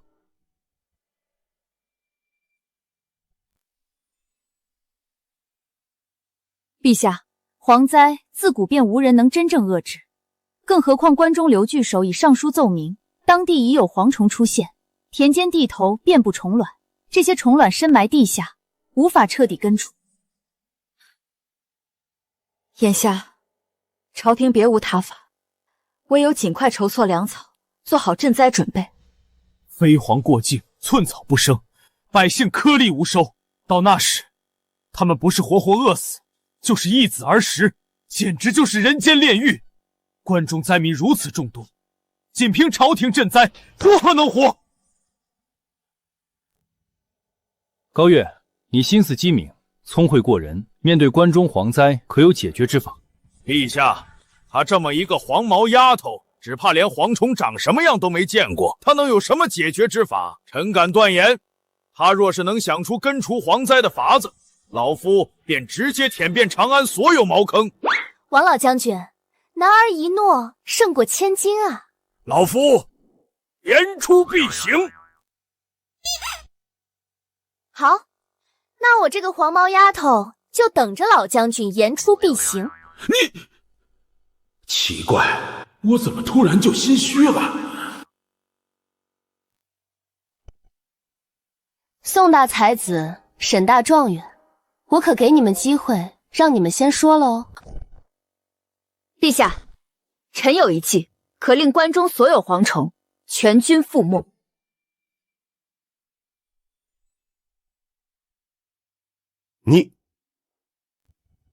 我应该相信月儿才是，可他连蝗虫都没怎么见过，又怎么会有对策？正如刘太守奏报所说，关中虽有蝗虫出现，但大多还只是虫卵，尚未孵化。既有大量虫卵，就必定爆发蝗灾，且虫卵深入地下，难以根除。你到底懂不懂？刚才你为什么不语？偏要来打断我？你的礼貌呢？你的书都读到狗肚子里了，顶着大前第一才子的名头，不害臊吗？哼，我好歹是6品员外郎，你一个空有才子名号，却连个官职都没有的人，是怎么混进来的？是老夫带他进来的。宋青州，目无尊卑，给朕滚出去！还愣着干什么？高月，没人打扰你了，快说出你的计谋。多谢陛下，臣定让关中蝗虫全军覆没。凭什么陛下如此偏爱于他？我倒要看看你能说出什么好办法来。陛下，臣有3计，3计齐出，必能让关中蝗虫全军覆没。这第1计便是抓。如何抓？详细说来。朝廷颁布圣旨，百姓只要田间地头抓到蝗虫，均可按一定比例兑换粮食。此旨一出，百姓以皇宫计策，主动换粮食，百姓必能积极响应，主动补蝗。呵呵，本将军还以为高大人能说出什么妙计，没想到竟如此可笑。你这黄毛丫头，怕是从没见过遮天蔽日的蝗灾吧？一处田地，蝗虫只需片刻功夫便能席卷一空。如今关中蝗灾虽未爆发，可田间蝗虫已不在少数，捕捉谈何容易？况且粮食兑换比例过低，百姓不会响应；比例过高，朝廷又难以负担。你这计策根本行不通。再者说了，朝廷要这些破蝗虫有什么用处？谁说蝗虫无用？哼！陛下，臣的第1计需与第2计配合使用，方能生出奇效。哼，你这嘴比老夫的长枪还硬。王老将军，不要插话，让高月说下去。是，陛下。高月，你的第2计是什么？臣的第2计便是一个吃字。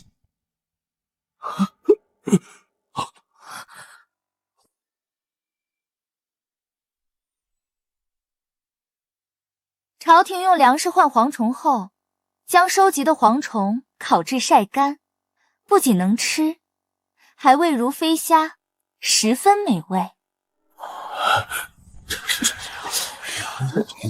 朝廷用钱粮鼓励百姓捕蝗，再将蝗虫制作售卖，弥补捕蝗支出，一举两得，何乐而不为？陛下，此计乃祸民之计，万不可行。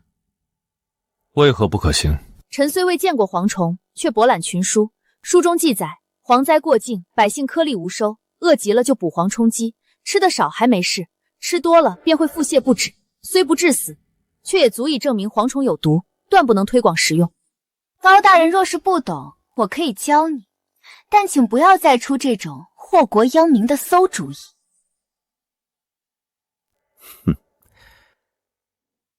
陛下，沈状元所言极是。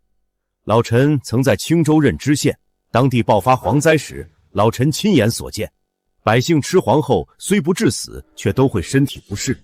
高大人此法实乃祸民之举。哼！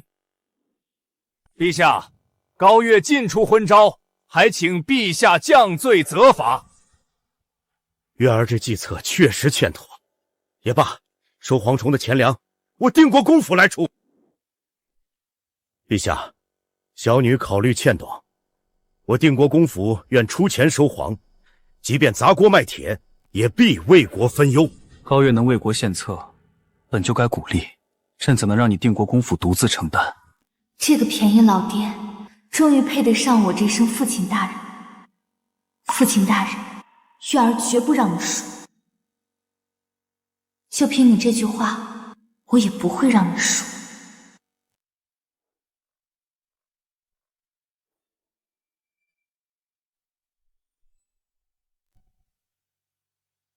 你想干什么？哼！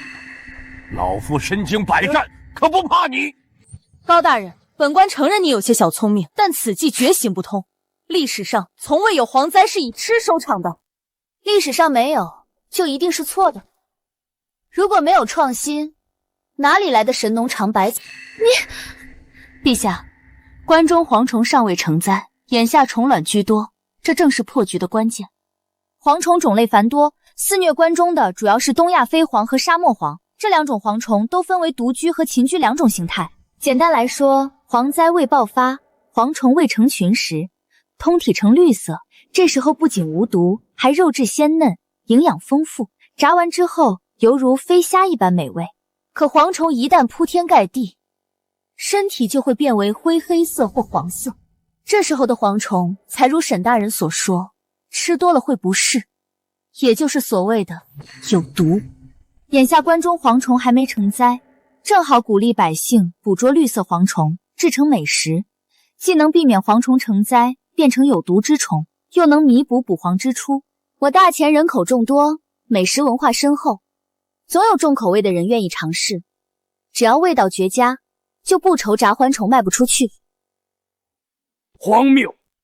蝗虫既是绿色，又怎会凭空变成灰黑色？陛下，此女胡言乱语，妖言惑众，恳请陛下重罚。沈爱卿，蝗虫当真有2种形态。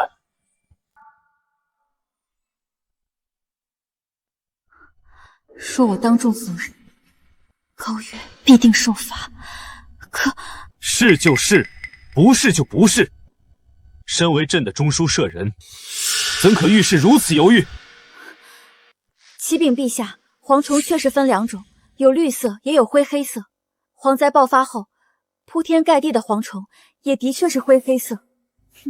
可蝗虫有无毒性，能否从绿色变为灰黑色，仅靠独居与群居的转变来解释，无从考证。臣以为，用蝗虫当食物来化解蝗灾，太过滑稽，绝无可能。陛下，此次所捕绿色蝗虫，可低价卖给臣，臣自有办法出手。如此一来，不仅臣能从中赚上一笔，也还算是为国效力啦。高大人，别怪本将军没提醒你，此事事关100万关中百姓，若出半点差错，你定国公府也承担不起。陛下，臣愿以定国公府宅田契约为凭证，低价收购蝗虫，缓解国库压力。臣也愿亲自试吃蝗虫，亲证小女所言非虚。原来这就是被父亲坚定肯定的滋味，真好。朕还不至于让手下臣工独自承担风险。既然大家都没办法，那就按高月说的来。有些事唯有试过才能知道结果。至于收购蝗虫的亏损，就从朕的内库里出。内库？那不就是他的私房钱？我得做个局，把这笔钱套过来才行。想什么呢？我又不是皇后，哪能套他的钱？我这职业病得治。高大人，就算你这方法可行，也只能应对无毒的绿色蝗虫。可眼下关中大地虫卵繁多，一旦虫卵孵化成为群居毒蝗，你又如何应对？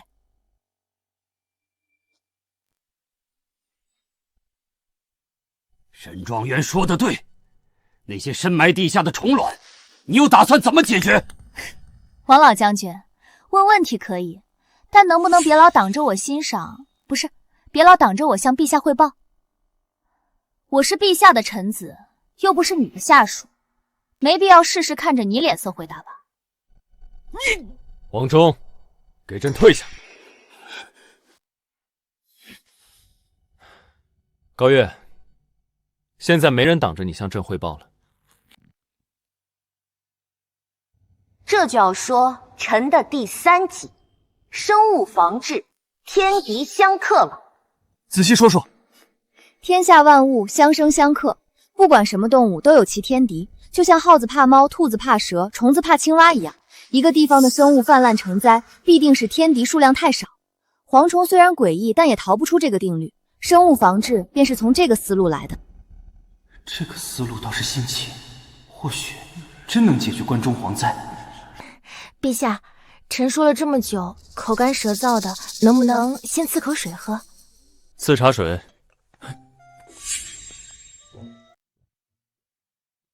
那是朕喝过的。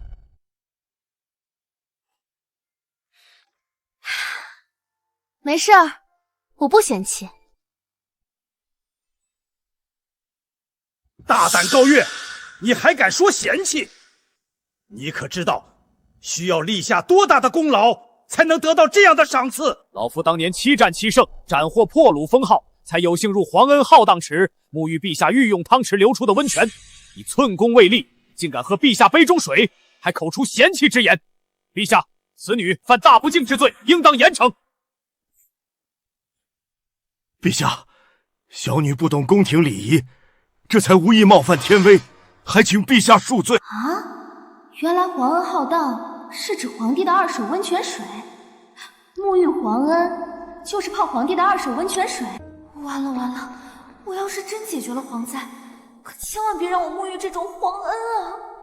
还愣着干什么？快跪下向陛下请罪！你还是第一个敢嫌弃朕的人。高月，你的第3计若真能解决蝗灾，朕就破格邀你与朕同赴玉龙池共泡温泉。看他们这反应，这好像还真是无上的荣耀。可我怎么总觉得吃亏的是我呢？陛下，这赏赐能换一个吗？可若解决不了蝗灾，数罪并罚。赶紧说你的生物防治到底应该怎么做？陛下，臣能站起来说吗？起来吧。谢陛下。谢陛下。凭什么？他高月凭什么能得陛下这般偏爱？我倒要看看你这生物防治能不能真的解决蝗灾。我等着看你数罪并罚。启禀陛下，蝗虫成灾需满足2个条件：一是灰黑色或黄色的蝗虫数量足够多；2是它们聚集在一起。这2个条件的达成与天气息息相关。冬天不下雪，冻不死地下虫卵；春天不下雨，土地干旱。蝗虫偏爱干旱环境，可捕食它们的飞鸟却难耐干旱，难以生存。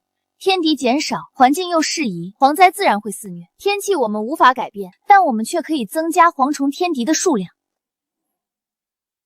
些道理啊！陛下，臣的方案是速速在长安周边召集5万只鸡鸭，组成鸡鸭联军，火速运往关中。1只鸡鸭一天能捕食上百只蝗虫，5万只鸡鸭一天便能吃掉1000万只蝗虫，只需10日便可吃掉上亿只蝗虫。10天，5000万。陛下，趁现在蝗虫尚未成灾，此计不出几日便能见效。后续即便地下虫卵孵化成蝗虫，也不过是给鸡鸭增肥的饲料罢了。好，此计甚好，既切实可行，又成本低廉。待蝗灾解决。不对，若此计真如此简单，先贤为何从未提出过？这里面必然有问题。你知道你这是什么行为吗？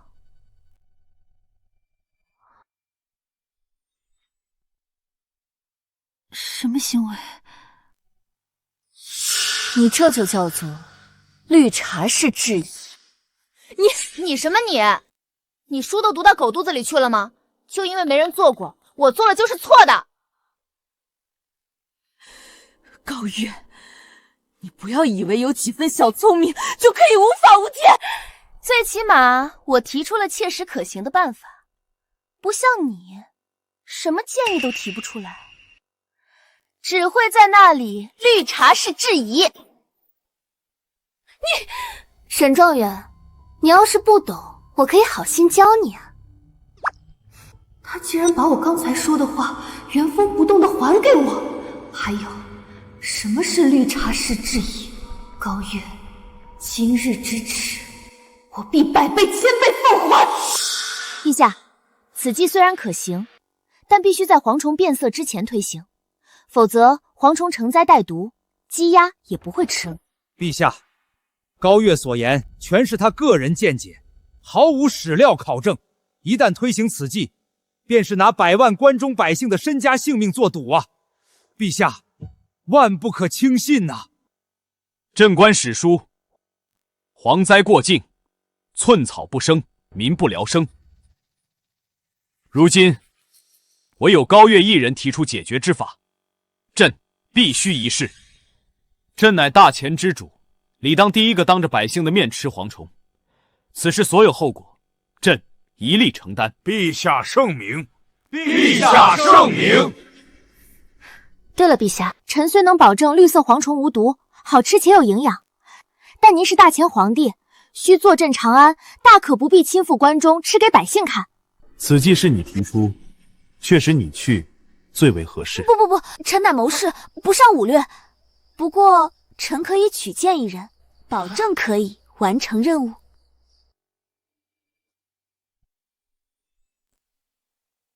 你用这狼吞虎咽的眼神盯着我做甚？王老将军说的什么话？我这明明是慧眼识珠，怎就狼吞虎咽了？陛下，臣要举荐之人，便是破虏将军王忠，王老将军。高月，你王老将军乃我朝名将，在关中地区久负盛名。只要他带领5万积压联军赶赴关中，百姓必定心安。陛下只需下一道圣旨，命王老将军召集当地乡绅，当众食用蝗虫，百姓见状必定信服，也会积极参与捕蝗。我不去，我才不吃那么恶心的蝗虫，说什么也不去。哎呀呀，是谁平日里总说自己人如其名，最是忠心？这口号喊得震天响，看来也只能听听罢了，当不得真。陛下，您说是吧？王忠啊，看来你真是对不起你爹给你起的这个忠字。你，陛下明察，臣对陛下的忠心，天地可见。好，朕现在就封你为骠骑大将军，命你2日内募得5万积压联军，火速赶赴关中。骠骑大将军，这是什么破封号啊！哎呦，我的老脸算是彻底丢尽了。王忠，你这是什么表情？莫非不愿领旨？启禀陛下，臣这是万分愿意领旨的表情啊！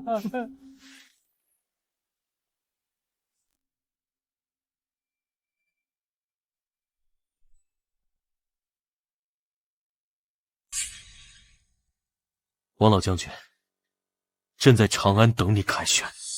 陛下放心，臣到了关中之后，即刻召集乡绅，当着他们的面先吃2斤蝗虫下酒。去吧。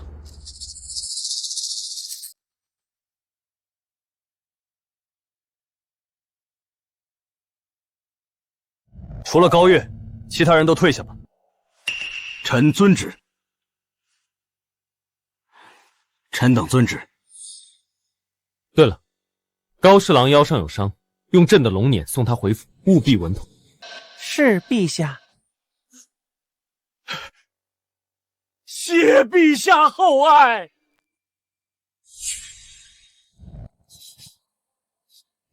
高月，你以为陛下真会信你的馊主意？我等着看你被陛下轰出。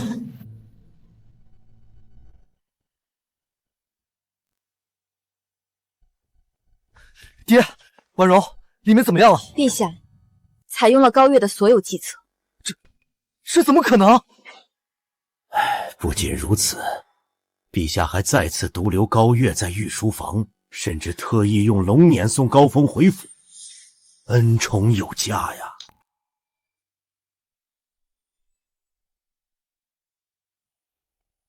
到底谁才是陛下亲封的中书舍人啊？一个被陛下当众轰出御书房，一个虽获封中书舍人，却始终不受陛下待见。看来当初让青州退婚攀附沈婉容这步棋，是彻底下错了。可事已至此，悔之晚矣。既然我宋家得不到这个陛下青睐，那就换个陛下好了。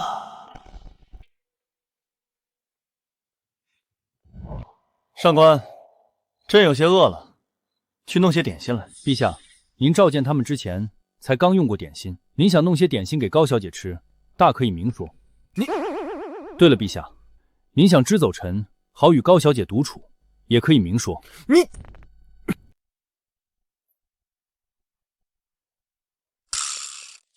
这个上官俊，平时就是个闷葫芦，今天怎么突然话这么多？别听他瞎说，朕不是那个意思。啊？那陛下躲我干什么？朕乃大钱之主，怎会躲你？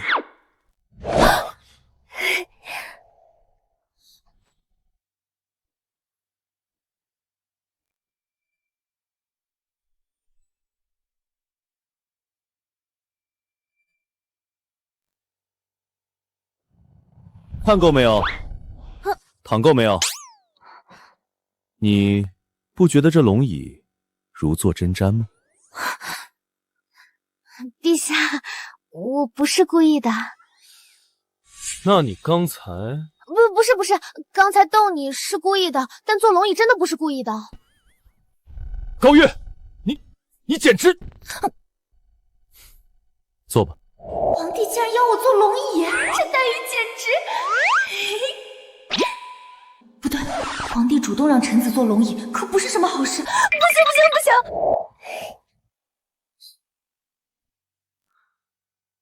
接下来朕要和你聊的事儿，不适合君臣身份，只是和平起平坐的朋友谈心。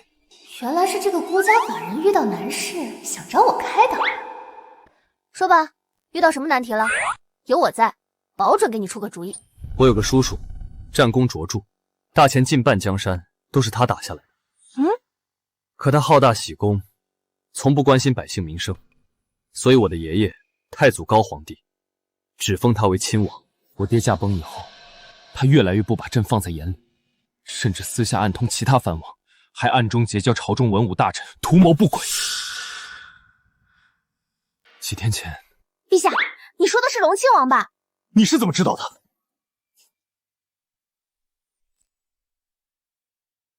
你家那点破事儿，还用别人来告诉我？你啊，就是典型的给你点颜色，你就敢开染风。说一句响鼓不用重锤，难道不行吗？别贫嘴啊！我看你刚才那蔫坏的表情，就知道你心里有主意了。快说！陛下，我有一计，可令荣亲王一家满门抄斩，永绝后患。这会不会太狠了？他可是朕的亲叔叔。当初灭仇家满门后，面对仇家小孩该怎么办的考题是谁出的？你这个考官怎么突然犯了连考生都不会错的低级错误？你要是个男的，早死800回了。可明明是你说的，现在是朋友谈心啊！既然是朋友，谈心哪能一点不损？损友才是最好的朋友，好不好？好，你说的对，快说出你的计谋。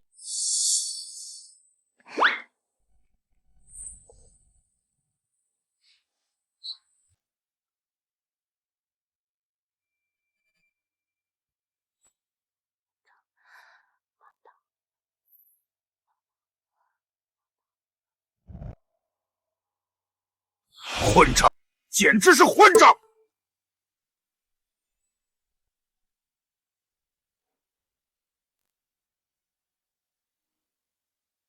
爹，这小皇帝也太过分了！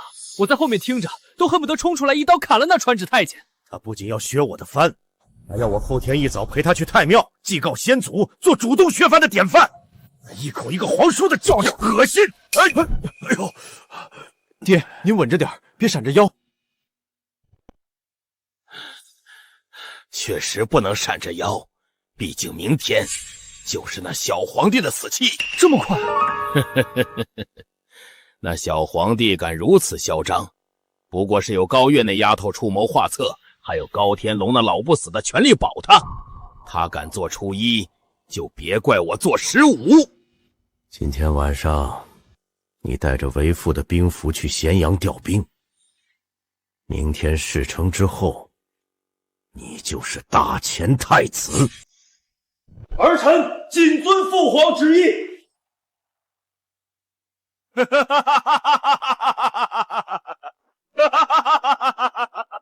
对了，父皇，那高月很是貌美，我想留着。另外还有那沈婉容，我也想。个不成器的东西！事儿还没办成，惦记着女人。你们越漂亮的女人，越歹毒高月那丫头能留吗？还有沈婉容，空有状元头衔，留着浪费米饭吗？爹，我错了，我把事办成了再想。这要是当了太子，大前不得2世而亡？等我登基之后，还得想办法再生一个才行。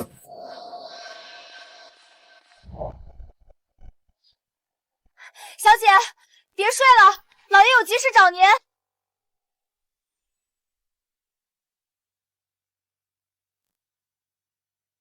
爹，您找我呀？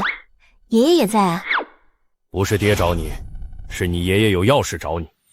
月儿，爷爷刚得到消息，驻扎咸阳的金甲军突然开始紧急集结，你可知那不仅是京畿地区最强的军队，更是荣亲王的亲军。很明显，他这是要对陛下动手了。只是爷爷还不知道他们具体会在什么时候动手。他们今晚就会秘密开拔，潜伏在京城之外。你怎么会知道？因为他们不过是我手中的棋子罢了，自然是我这个棋手让他们怎么做，他们就怎么做了。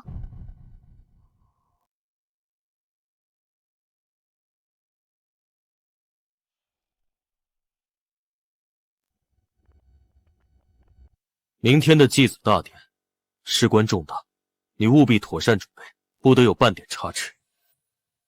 陛下放心，臣已将所有事宜准备妥当，绝无疏漏。陛下，要不要臣去请太医前来诊治？不必了，定是昨夜批阅奏书至深夜，偶感风寒，不碍事。陛下不必找借口，定是昨晚与高月独处，相谈甚欢至深夜。高月临走时，您还将龙袍披风送给了他，自己反倒着了凉。我原以为陛下对高月有心只是传闻，没想到竟然是真的。该死的高月，难怪他看不上宋钦州。比起陛下，宋钦州又算什么？凭什么？凭什么我只能捡你不要的破鞋？上官俊，就你长嘴了是不是？不行，陛下是我的，我一定要把他从高月身边抢过来。陛下，还请以龙体为重。臣自幼熟读医术，略通药理，让臣帮您看看吧。你要做什么？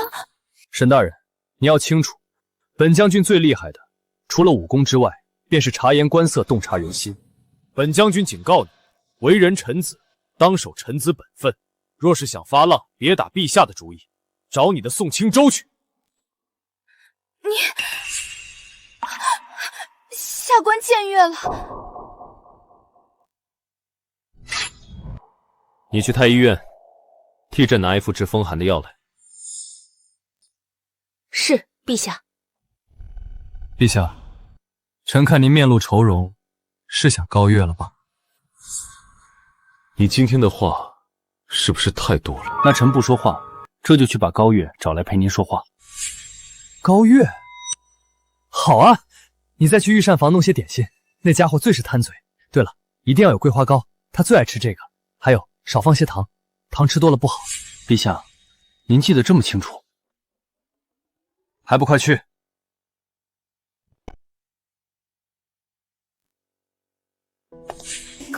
高月又是高月，凭什么？你不是要去太医院拿药吗？怎么走得这么慢？要是高月在这里就好了。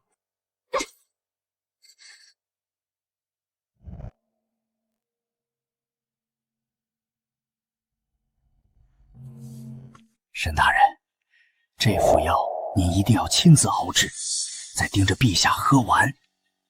如此一来，生米煮成熟饭，旁人纵有闲话，也无济于事。李大人放心，若本官日后能入主后宫，定少不了你好处。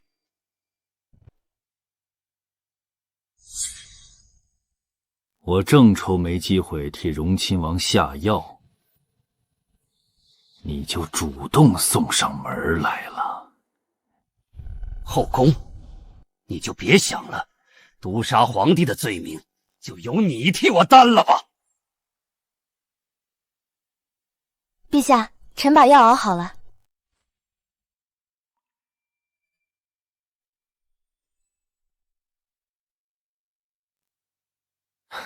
好吃吗？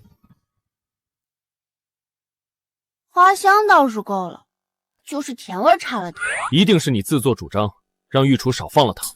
陛下，是您亲口吩咐，说糖吃多了对身体不好，让臣叮嘱御厨少放些糖。好吧，是臣的错。凭什么？陛下对我视若无睹，冷言冷语，对他却这般百般讨好，温柔纵容。陛下，药已经熬好了，请您趁热服用。太烫了，放着吧。那臣帮您吹吹，吹凉了您再喝。你吹过，不就沾了你的口水？朕不喝。要不，你帮朕吹吹？还是有劳上官大人吧，我可不敢僭越。陛下，您真的好偏心。不过没关系，只要药效发作，您就是我的了。可高月还在这里，我要怎么把他支走呢？绝不能便宜了他。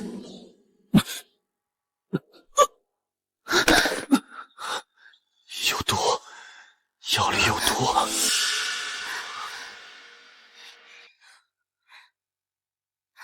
陛下，您可不能有事啊！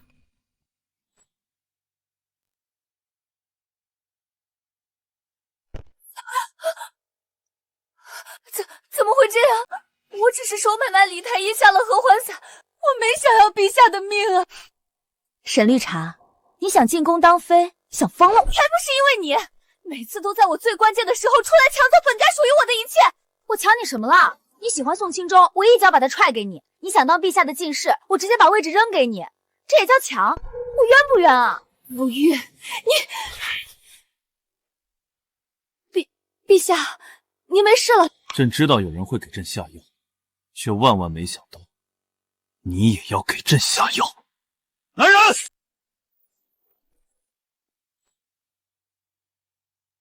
来得好快。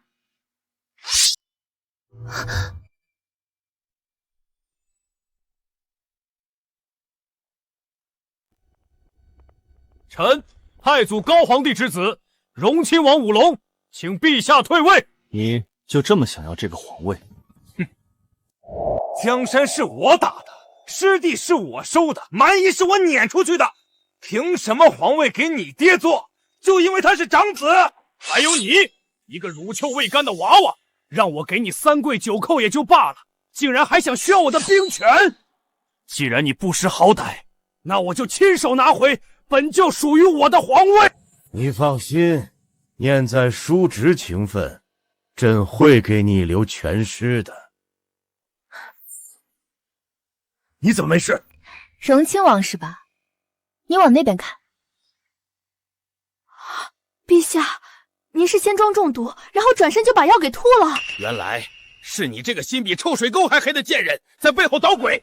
不过你就算能帮他躲过初一，也躲不过15。今天这御花园就是你们的葬身之地。太子，动手，送他们上路。哼，臭护卫，待会儿再送你们主仆2人上路。你这女人虽然傻的被人当枪使都不知道，但姿容还算不错。只要你乖乖伺候本太子，本太子就留你做个贴身宫女，怎么样？畜生，你休想！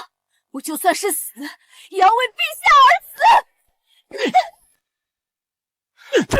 混蛋玩意儿，正造反呢！你脑子里能不能装点正事？是，父皇说的对，儿臣知错了。那什么，亲王，别怪我多嘴啊！你还能生吗？你要是不能生的话，这怕是后继无人啊！臭丫头，等朕拿下皇位，一定打烂你的嘴！父皇，他们在拖延时间，先杀了小皇帝再说。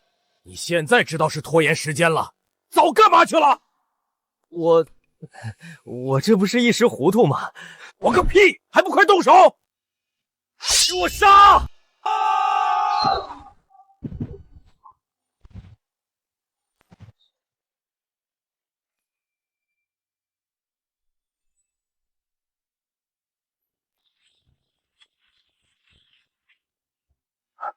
不好，中计了！你去拿下小皇帝，我去对付这高天龙父子。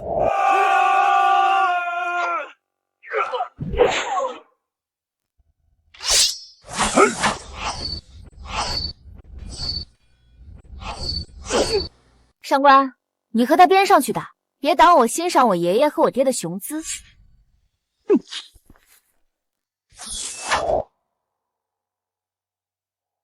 好帅啊！我今天总算是见到活的宝刀未老了。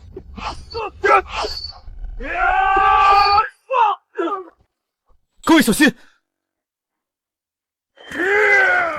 他竟然想都不想就要为我挡道。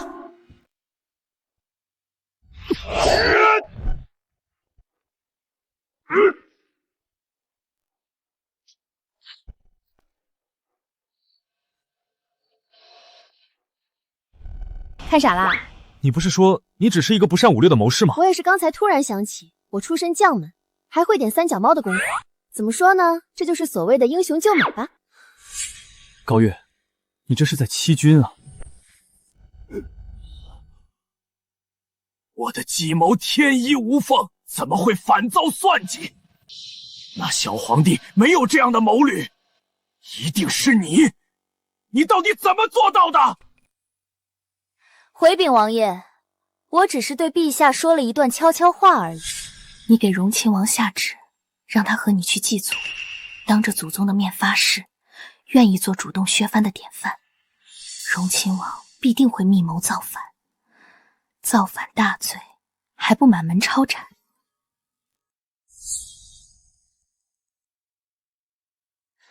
具体怎么做？你明天就下旨，让他后天就这么做，只给他1天的准备时间。由于时间仓促，他来不及调集大军，只有急调最近的咸阳亲军。而且你为了隐蔽，你还不敢抽调太多人马，想要人少的情况下还把办事情办成，除了让买通太医下毒的同时逼宫弑君，你没有第二条路可走。高大人，这一切就像是他们在按照你的命令行事一样，佩服。我还是喜欢你从前那股高冷小奶狗的样子。不会说话就别说话。什么叫按照我的命令行事？栽了！想我舞龙戎马一生，竟然栽在了一个黄毛丫头的手上！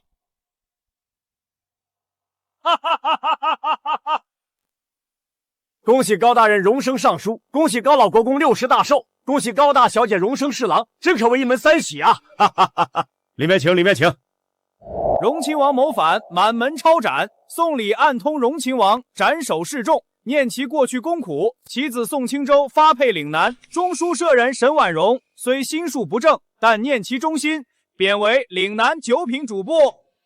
高远，我错了，我错了呀！谢谢父亲大人，祝父亲大人寿比南山，福如东海。谢谢父亲大人，祝父亲大人寿比南山，福如东海。那我就祝……与其说些祝词，还不如把你的婚事办了，那才让爷爷高兴呢。对了，我看陛下好像对你很上心啊。我才不和那么多后妃抢呢。那如果朕遣参6宫，放归叶挺，